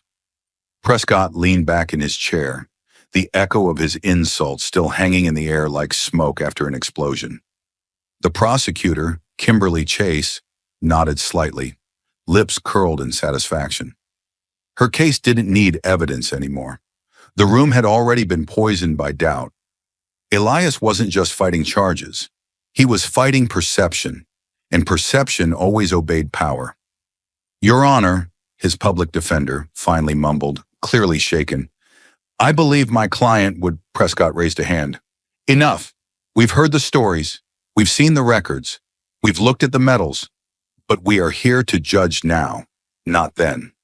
And just like that, the man who had once saved lives under fire was labeled a burden, a liar, a disgrace. And so, with truth buried and justice gagged, all that remained was the final blow. There was no debate, no deliberation, no pause to question the mountain of holes in the prosecution story, no acknowledgement of the evidence Elias Monroe had tried beg to present. The judge hadn't even looked at it. The jury never saw it. The defense, underpaid and unprepared, didn't dare push further.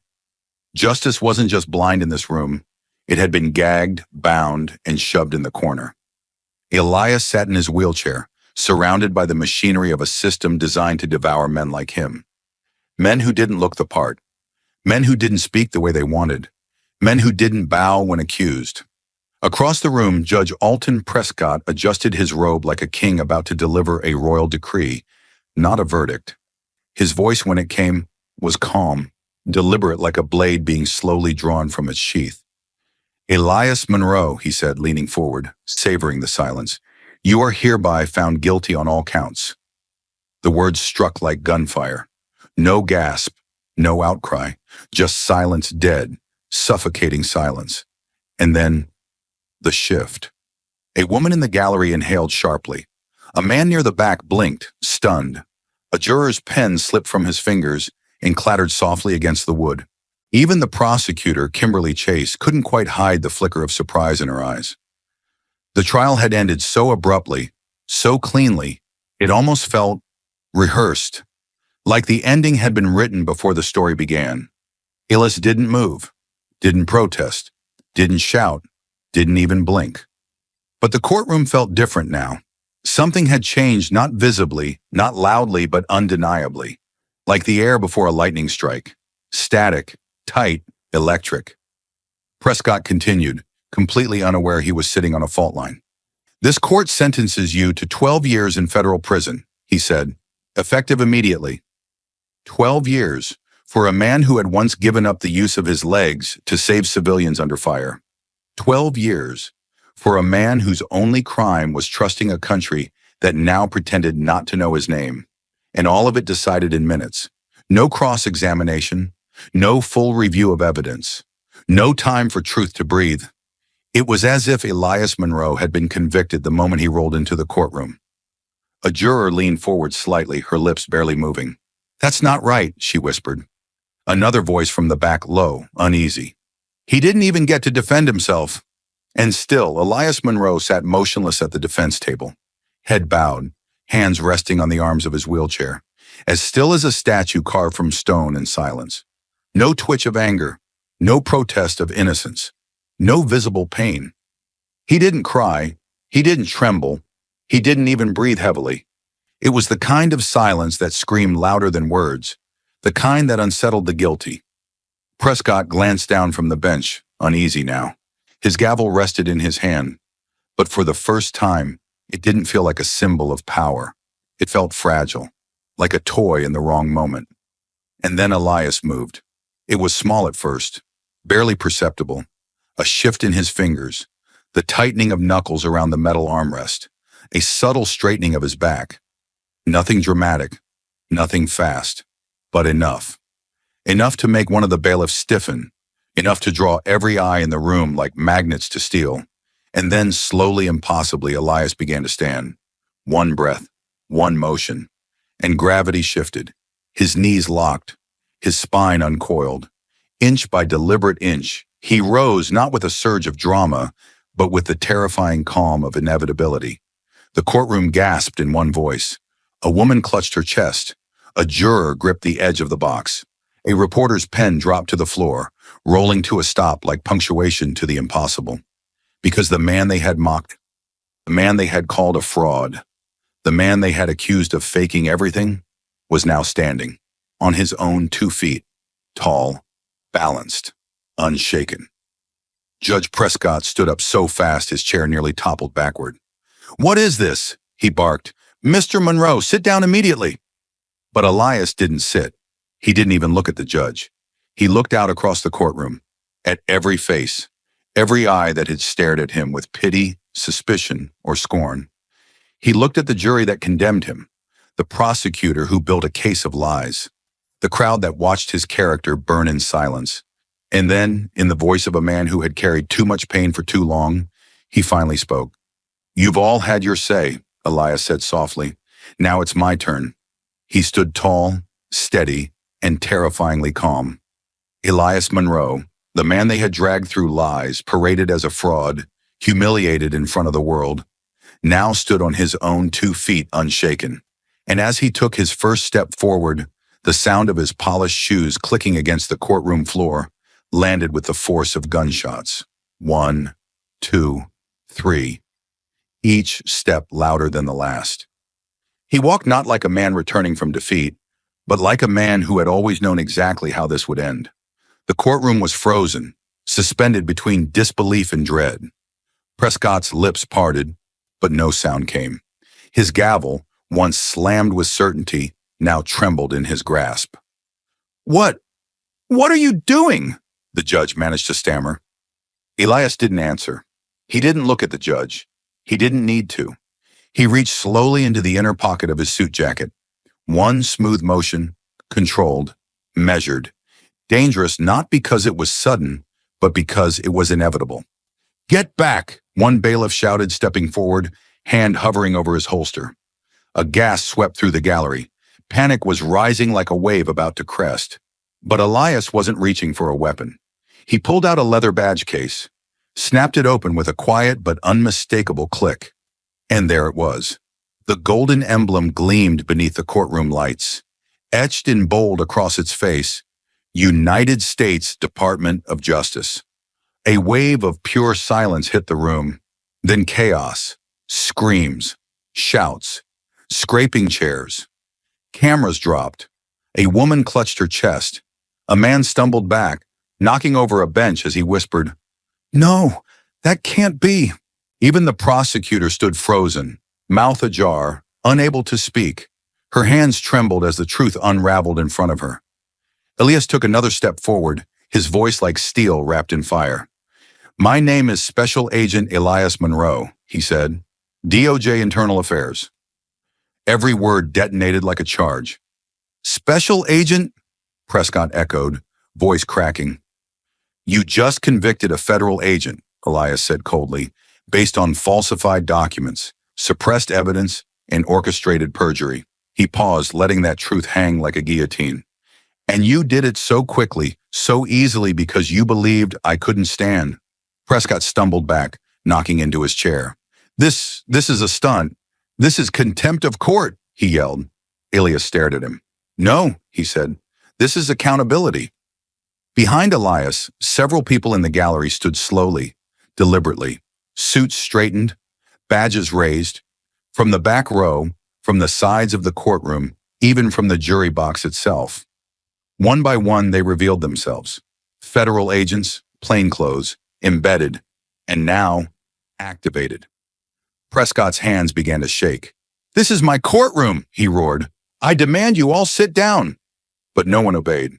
The very walls of power he had hidden behind were crumbling in real time. "Judge Prescott," Elias said, his voice steady and sharp, "you no longer control this courtroom." The words hit like a thunderclap. For a moment, the room seemed frozen in time. Faces turned, eyes widened. No one breathed. The man they had mocked, silenced, and labeled a fraud had just stripped the most powerful figure in the room of his authority in front of everyone. Prescott's smirk faltered. The judge, who had sneered through the entire trial, now leaned forward as if he hadn't heard correctly. "What did you just say?" he asked, but his voice was quieter now, uncertain.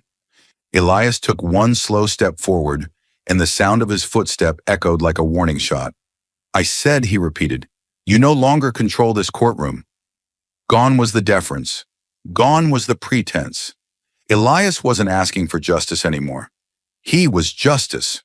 Prescott's eyes darted around the room, searching for support, but all he saw were faces twisted in confusion, in fear, in realization. The very room that once celebrated his authority now recoiled from it. The illusion had shattered. "You're out of line," Prescott snapped, voice rising in desperation. "You're disrupting my court." "Your court?" Elias said, his voice edged with steel. "This was never your court. It's the people's. And they're watching now?" He motioned toward the gallery, toward the agents, the cameras, the phones now recording every moment, every lie, every failure of the system Prescott had used to ruin lives. The judge's knuckles whitened as he gripped the bench. "This is a trick. You're bluffing. You're not who you say you are." But he was, and the fear in Prescott's voice betrayed it. Elias raised his badge once more, the golden seal of the Department of Justice gleaming beneath the courtroom lights. "I'm Special Agent Elias Monroe, Internal Affairs, and you're under investigation."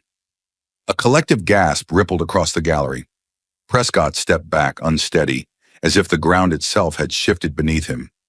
The confidence drained from his face, replaced by something he had never shown vulnerability.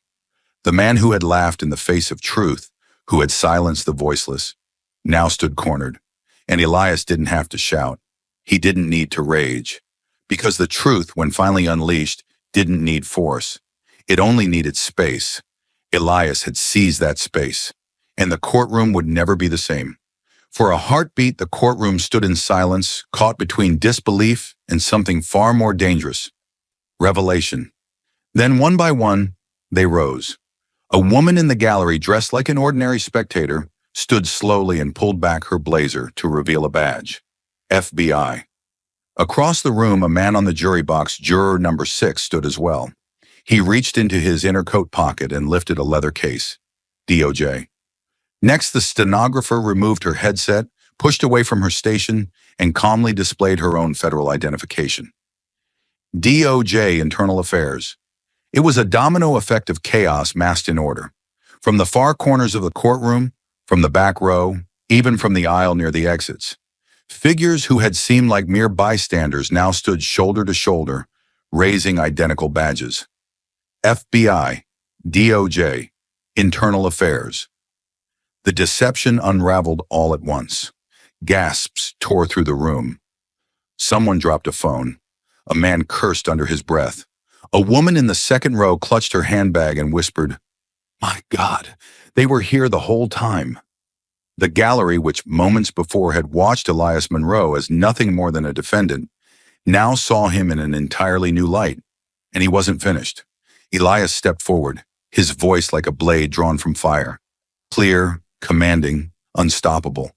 He pulled a sealed folder from his suit coat stamped with the official seal of the United States Department of Justice and held it high. "Judge Alton Prescott," Elias declared, his tone echoing like a war drum through the courtroom. "You are under arrest for obstruction of justice, conspiracy to commit fraud, bribery, and abuse of judicial authority." The room froze. Prescott stood behind his bench, white-knuckled, face drained of color. He looked to his bailiffs who were no longer his. He looked to the jury, half of whom were now standing, badges in hand. He looked to the gallery, but they only stared back with horror or awe. You think you can do this?" Prescott snapped, his voice cracked with panic. "This is my courtroom." Elias didn't blink. "Not anymore," he replied. "This is a setup," Prescott roared, the gavel shaking in his hand. "You have no jurisdiction here. I'm a judge. You can't arrest me." "You were a judge," Elias said coldly. "Now you're a suspect in a federal investigation." "No!" Prescott shouted, slamming his gavel onto the bench. "I am the law. I decide what justice looks like in this courtroom." "Correction," Elias said, stepping closer. "You decided what injustice looked like." Two agents began to move. Prescott backed away instinctively, like a cornered animal. His face was slick with sweat, his breaths rapid and shallow. He stumbled against his own bench, as if looking for something, anything to hold on to. "Don't come near me," he screamed. "This is a mistake." First agent reached the steps of the bench. "I'll call the governor. I'll shut this whole operation down," Prescott yelled, his voice nearly unhinged. "You can't do this. I own this room." But the courtroom no longer responded to his authority, because his words, for the first time, carried no weight. They were hollow, exposed, powerless. The second agent reached him, calm, firm, silent. "No!" Prescott bellowed one last time. Click. The sound of handcuffs locking around his wrists echoed louder than any gavel he had ever slammed. The man who once ruled with unchecked authority now stood with trembling hands bound in steel, his judge's robe draping over slumped shoulders like a fallen curtain. The agents turned him to face the courtroom. His courtroom, and the silence that met him was not one of respect, but of justice finally reclaiming its place. Elias watched, steady and unblinking. There was no gloating in his eyes, no triumph, only clarity and something deeper, resolve. Because this wasn't vengeance, it was restoration. Prescott, now in full panic, looked one last time toward Elias. "You planned this. All of it," he whispered. "Yes," Elias answered, "and I waited. I endured your lies, your humiliation, your courtroom charade. I let you bury me because I needed you to believe you'd won. The former judge was escorted down the aisle, past the rows of people he had once judged from on high.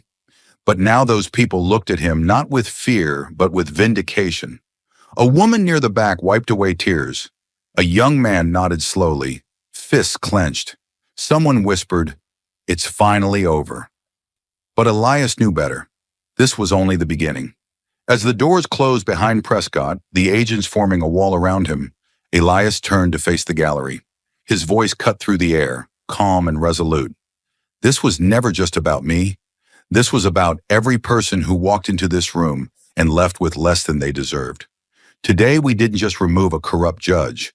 We reclaimed something greater, justice itself. The room stood still, not with fear, but with respect. Elias stepped back, the weight of the moment settling on his shoulders, not as a burden, but as purpose fulfilled. And in that moment, no one doubted who truly held the gavel now. Like, subscribe, and turn on notifications to stay with us. Thank you for standing for truth and justice. Where are you watching from? Let us know. The courtroom was still humming with the aftershock of Judge Prescott's arrest when Elias Monroe turned toward the officers surrounding the bench. "Secure the judge's chambers," he said with quiet authority. "No one in, no one out." Two agents nodded immediately, disappearing through the side doors. Elias walked with purpose now. There was no more hiding, no more pretending. The trap had been sprung, but the trap was just the beginning.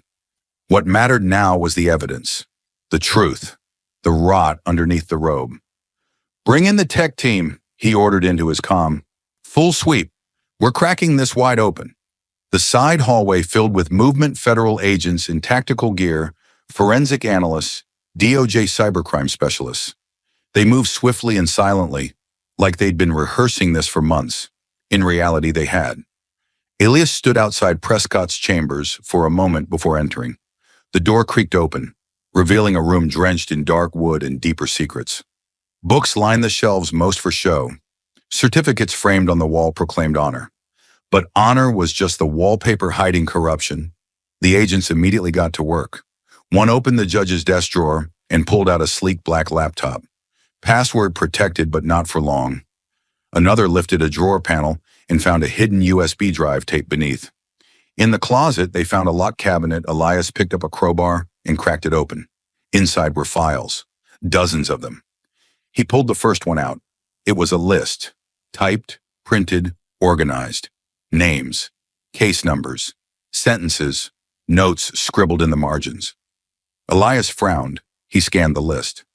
Every one of these defendants had something in common. Unusually harsh sentences, often against court recommendations. Minor offenses, first-time offenders. Some were juveniles. On the top corner of the sheet was a handwritten label. Pressure list. He didn't need to guess what that meant. "Agent Monroe," a tech called out from the desk. "We've got access to the laptop." "Show me," Elias said, walking over. The screen lit up with file folders.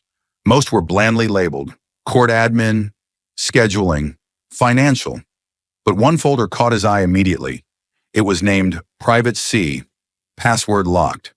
"I need that open now," Elias said. A few keystrokes later, it cracked. And what unfolded was worse than anyone could have imagined.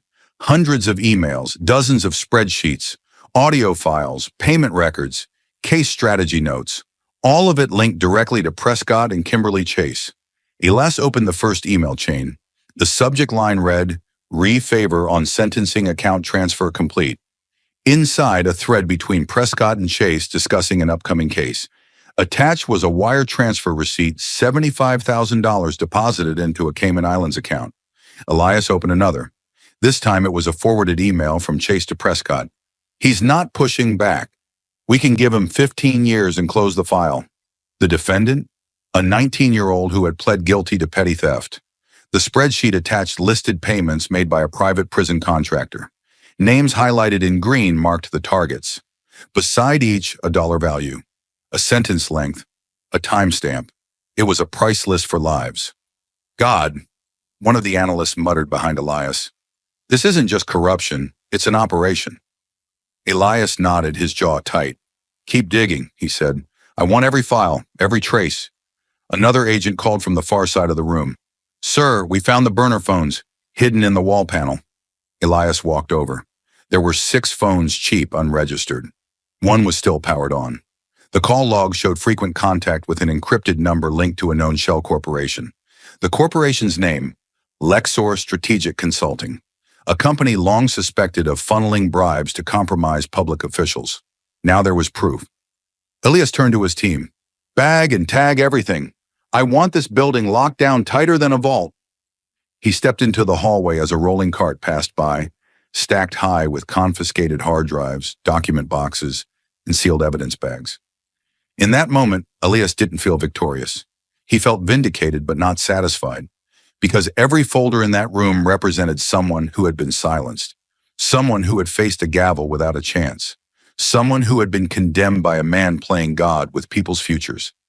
He walked out to the main courtroom, where the remaining spectators still sat in stunned silence.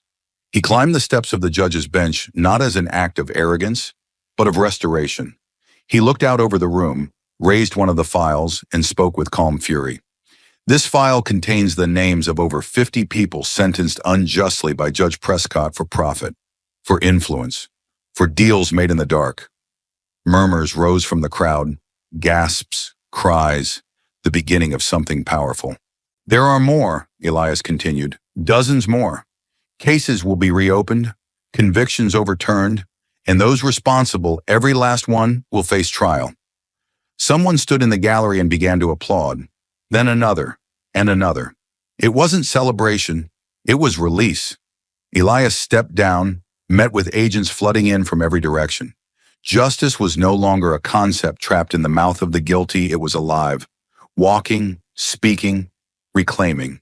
And this was just the beginning. The courtroom was no longer a place of law. It had become a crime scene. The gavel was gone, the judge was in cuffs, and the illusion of order had shattered into something raw and unfiltered. Truth. But not everyone was ready to face it. At the far end of the room, as agents flooded in and evidence carts rolled out, Kimberly Chase, the once confident prosecutor, moved quietly toward the side exit. Her heels clicked softly against the marble floor, every step calculated. She kept her head low, her hair falling like a curtain, trying to blend in. Her designer briefcase hung at her side, clenched tightly in her hand, not with grace, but with desperation. She didn't run, not yet, but her eyes were scanning for gaps, looking for weakness in the web that was now closing in. She made it halfway to the door. Then a voice cut through the air like a blade. "Stop right there!"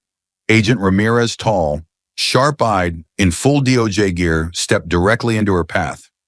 Chase froze. For half a second, she considered playing dumb, but it was too late. Behind her, Elias Monroe had turned, his gaze locked on her with calm precision. He didn't shout. He didn't rush. He just spoke. "Kimberly Chase," he said, loud enough for the entire courtroom to hear. "You're not going anywhere." The gallery turned as one.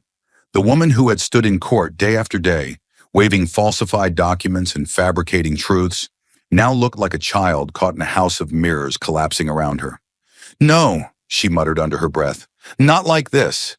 And then she ran. The briefcase dropped. Papers spilled. Her heels echoed in a rapid staccato as she bolted down the hall, shoulder-checking a stunned clerk on the way. 2 agents were on her in seconds. "Go!" one barked. She veered hard right toward the emergency stairwell, but the door flung open from the other side. A female agent emerged, blocking the way. Chase tried to pivot, slipped, hit the wall, and stumbled backward into the waiting arms of the agents. They pinned her with practiced ease. Cuffs clicked. She thrashed once, twice, then sagged with the realization. The escape had failed. "This is a mistake," she shouted. "I was following orders. You think I wanted this?"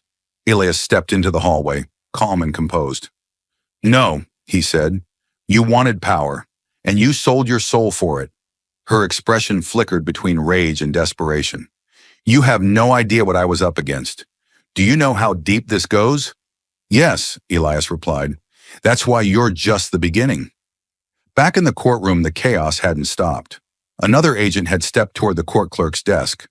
"Ma'am, step away from the keyboard," he instructed. The clerk hesitated, hands hovering over her terminal. She was shaking, but not from fear, from guilt. The agent leaned in. "We have emails, bank transfers, phone recordings. If you cooperate now, we talk leniency." She nodded once and placed her wrists together. Click. The sound of another set of handcuffs. To the left, a bailiff who had stood motionless through most of the trial now slowly backed toward the wall. Sweat lined his collar. He was trying to disappear into the paneling. "Hey," an agent called. "Stay where you are." But the bailiff turned and made a break for it only 2 steps before 3 agents tackled him to the floor. A brief struggle, shouts, then silence as he was hauled to his feet, wrists bound, face bloodless. Elias walked back into the courtroom to find 4 court staff members already in custody. The people who had once sat behind the scenes, pushing buttons and pulling strings, now sat on the floor, backs against the wall, eyes hollow with realization.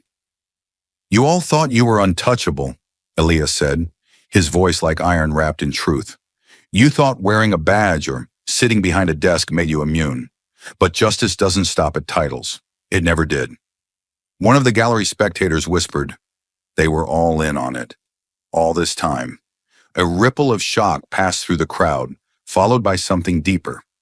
Rage. These were the people entrusted to serve justice, and they had twisted it into something monstrous. One of the arrested court assistants, young, barely in her 20s, looked up at Elias with trembling eyes. "I just typed what they told me," she said softly. "I didn't know what I was part of." "That's the problem," Elias said. "Too many didn't want to know." More agents entered with evidence bags, USB drives, shredded documents, burner phones, financial ledgers. Every piece of it painted the same picture: a courtroom turned into a criminal enterprise, a justice system hijacked by ambition, ego, and greed.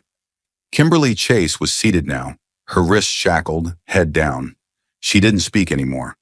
Prescott had tried to rule by fear. Chase had tried to run with lies. But in the end, truth had outrun them all. Elias stood at the center of it, surrounded by the shattered remains of their empire. He wasn't smiling.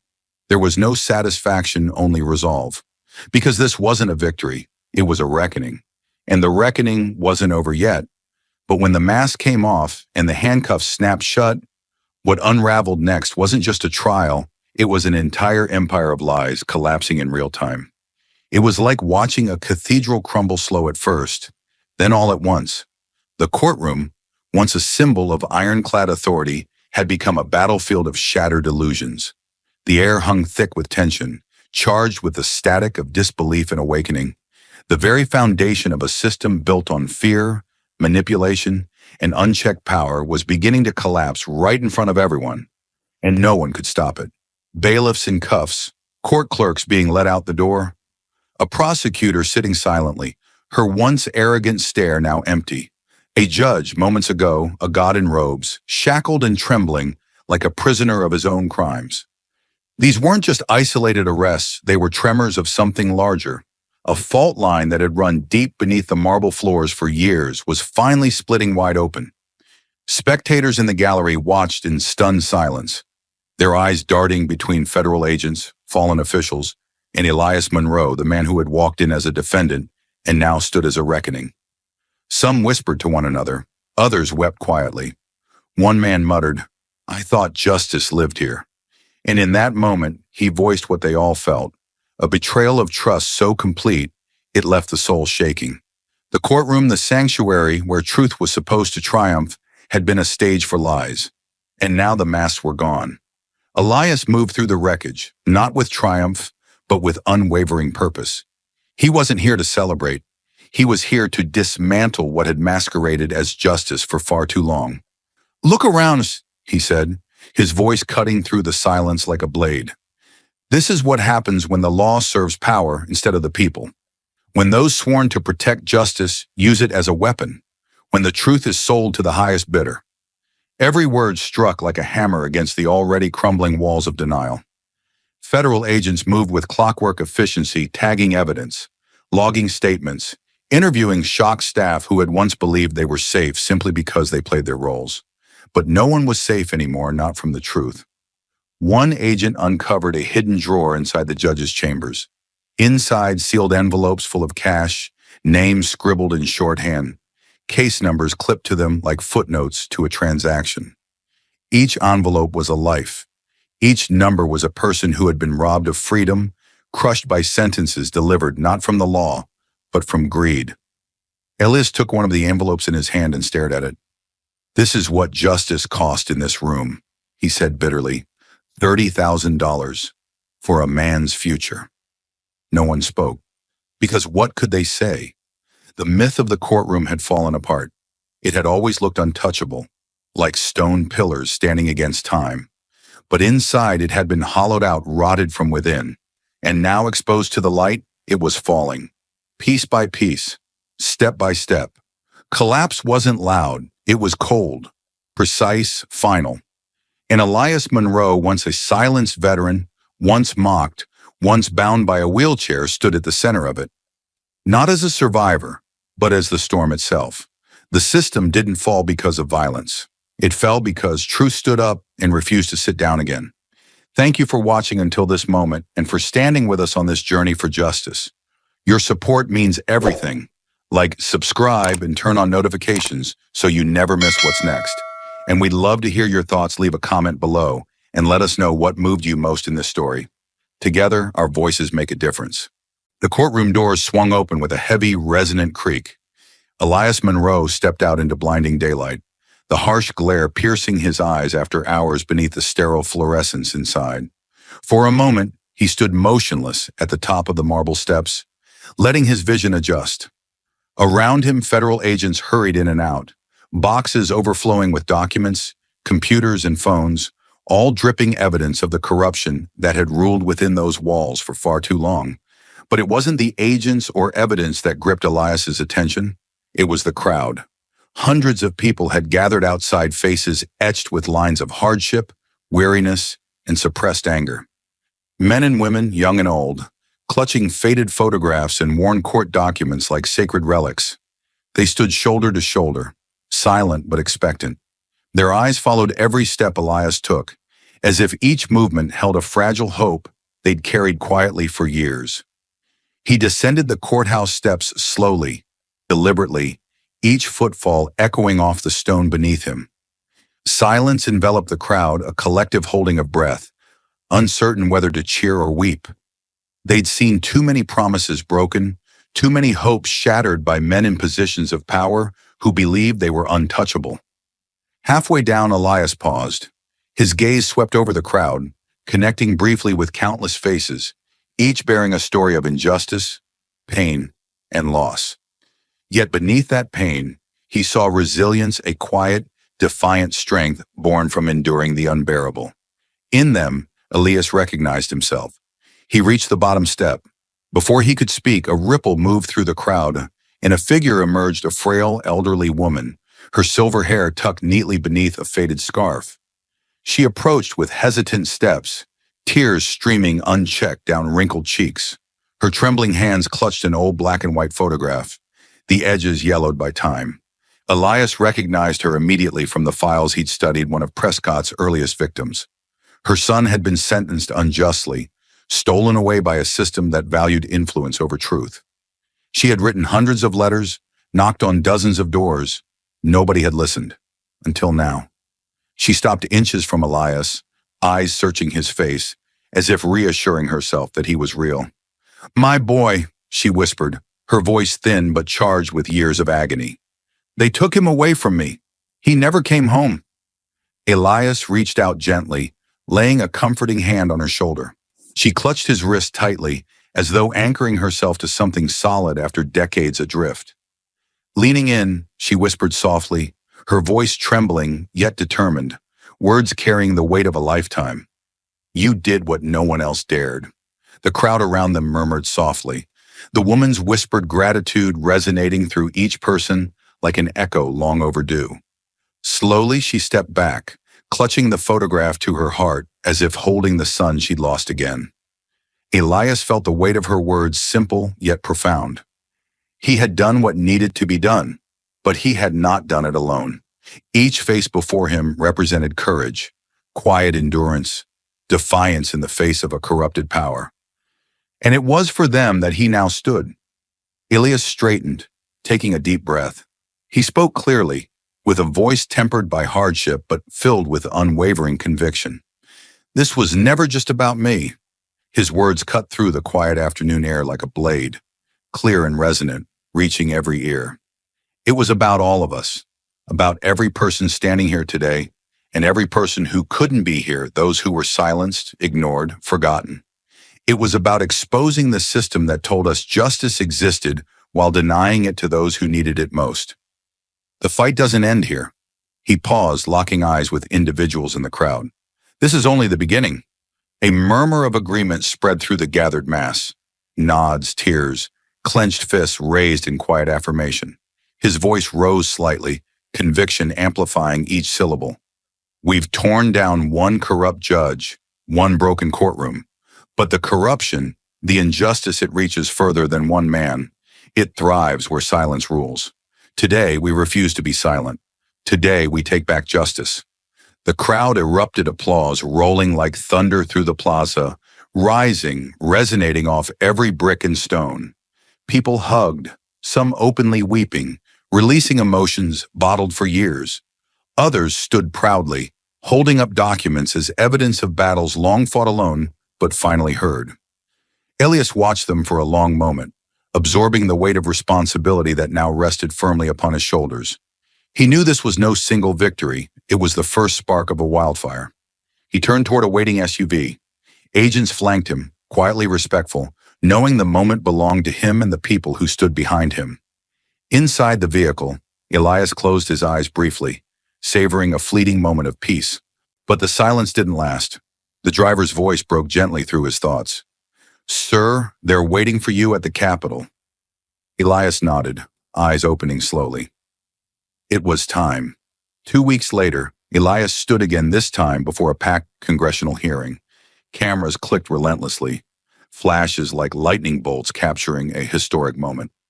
Senators and representatives stared down from the raised dais, faces tense with anticipation, and for some, barely concealed anxiety. The very foundations of power and privilege felt suddenly unstable beneath their polished shoes. Elias spoke without hesitation, his voice measured but authoritative. For decades, we've allowed the justice system to be weaponized against the powerless. Judges, prosecutors, officials who saw courtrooms as their personal playgrounds, innocent lives as currency to trade for personal gain. Today, we draw a line in the sand. Senators shifted uncomfortably in their seats.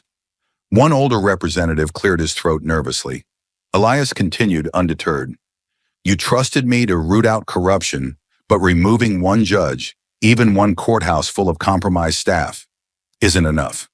We must acknowledge that the roots of this corruption run deeper into our courts, into our laws, into how justice itself is administered. Our system requires not just accountability, but complete, uncompromising reform." His eyes moved methodically around the room, resting briefly on each lawmaker present. He read their discomfort, recognized the fear of upheaval in their faces. They understood change was coming, and Elias would not be swayed by power, influence, or tradition. "It is with humility, but absolute determination, that I accept the responsibility you've given me to lead the complete reform of our judicial system. To make justice truly blind, not to the truth, but to power and privilege. To ensure that never again can a courthouse become a marketplace for injustice." Silence gripped the chamber, tension so palpable, even breathing felt difficult. Then gradually, applause broke out. Slow, scattered at first, growing stronger until the room shook with the force of acknowledgement. Senators stood, members of Congress joined in, staffers raised their voices, the entire room united, at least momentarily, behind the monumental change Elias had vowed to lead. Elias nodded once in acknowledgement, feeling a rush of certainty in his heart. This was no small fight, but then he had never chosen small fights. From battlefields overseas, to corrupted courtrooms, to the very halls of power, Elias Monroe had faced injustice head-on, without flinching. As the applause subsided, the hearing chair spoke solemnly, voice thick with respect. "Agent Monroe, today marks the beginning of a new era. You have our support." Elias stood tall, the resolve etched deep into his features. "Thank you," he replied simply, powerfully. "Now let's get to work." That evening, alone in his office, Elias watched the city lights stretch endlessly beyond his window. Millions of lives, countless struggles, hopes, dreams, injustices, waiting silently to be corrected. He felt a familiar weight on his chest, the enormity of what lay ahead. But he didn't fear it, because he wasn't alone. He carried within him the strength of every person who had stood outside the courthouse, of every injustice he'd uncovered, every silent voice finally given power. He thought again of the elderly woman who'd whispered to him, "You did what no one else dared." Her words were his armor, her courage his inspiration. And he knew deeply, undeniably, that justice had found its voice. And this voice could never again be silenced. Justice is never guaranteed, it must be demanded, fought for, reclaimed from the hands of those who would corrupt it. This was the harsh lesson Elias Monroe learned, first in battle overseas, and again in the cold, marble halls of a courtroom meant to protect truth, but instead had become a weapon wielded by the powerful. Elias's struggle began as the struggle of one man, a hero who risked his life on foreign soil, returned home decorated, but quickly forgotten. He faced injustice head-on, silently enduring the ridicule, the scorn, and the betrayal from those who should have stood with him. The insults he endured, the evidence fabricated against him, the verdict predetermined, all of it served to demonstrate a bitter truth. Even a hero could be silenced if he threatened the system built on lies and corruption. Yet Elias Monroe's silence was never defeat, it was strategy. The real message echoed through every twist and turn of Elias's journey. No injustice can survive indefinitely when confronted with relentless courage. Elias understood deeply that exposing the corruption was about more than clearing his name. It was about exposing a machine designed to crush hope and silence truth. Each moment of ridicule, each gavel strike, each unjust accusation built a tension that could only be resolved through revelation. When Elias rose from his wheelchair, badge in hand, it wasn't just a physical act, it was a symbolic resurrection of justice itself. The courtroom erupted into chaos, not merely because Elias revealed himself as a DOJ agent, but because he shattered the illusion that justice was untouchable. He exposed that beneath the robes, beneath the veneer of power, lay nothing but greed, arrogance, and vulnerability. His quiet strength dismantled the arrogance of those who believed themselves invincible. Through the stunning arrests and the unveiling of Prescott's meticulously hidden corruption, the story showed how easily justice could be manipulated, twisted, and weaponized by those trusted most to uphold it. The panic of Kimberly Chase, the frantic escape attempt, the betrayal revealed in every confiscated email and document, underscored the fragility of a system that operated in shadows. Elias forced the world to confront the ugly truth. Power unchecked leads inevitably to injustice. Yet the deeper lesson lay beyond merely exposing wrongdoing. Elias's confrontation with Prescott, his encounter with the elderly mother outside the courthouse, reminded everyone that justice is never about a single individual. It's about communities broken by a system indifferent to their suffering. It's about the powerless who stand alone, unheard and forgotten. Elias Monroe became a voice for all those who had none, illuminating that real power lies not in titles or authority, but in courage and the relentless pursuit of truth.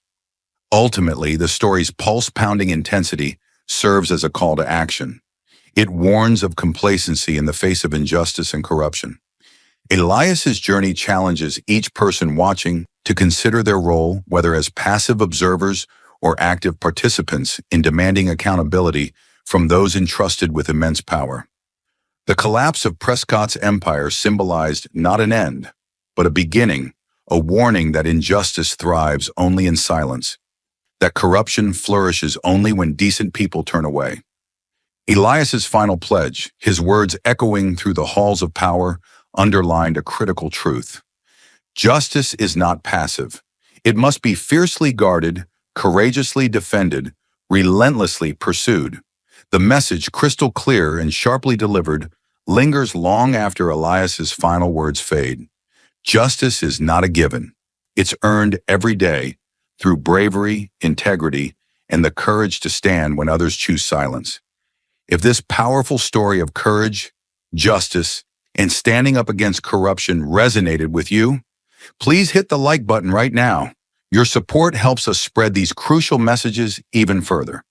Don't forget to subscribe and turn on notifications so you won't miss out on our upcoming stories, each packed with intense drama, breathtaking twists, and powerful lessons that deserve to be shared. Together, we can shine a spotlight on injustice and inspire real change. Join our community, comment your thoughts below, and remember your voice matters. Thank you for watching, supporting, and believing in justice.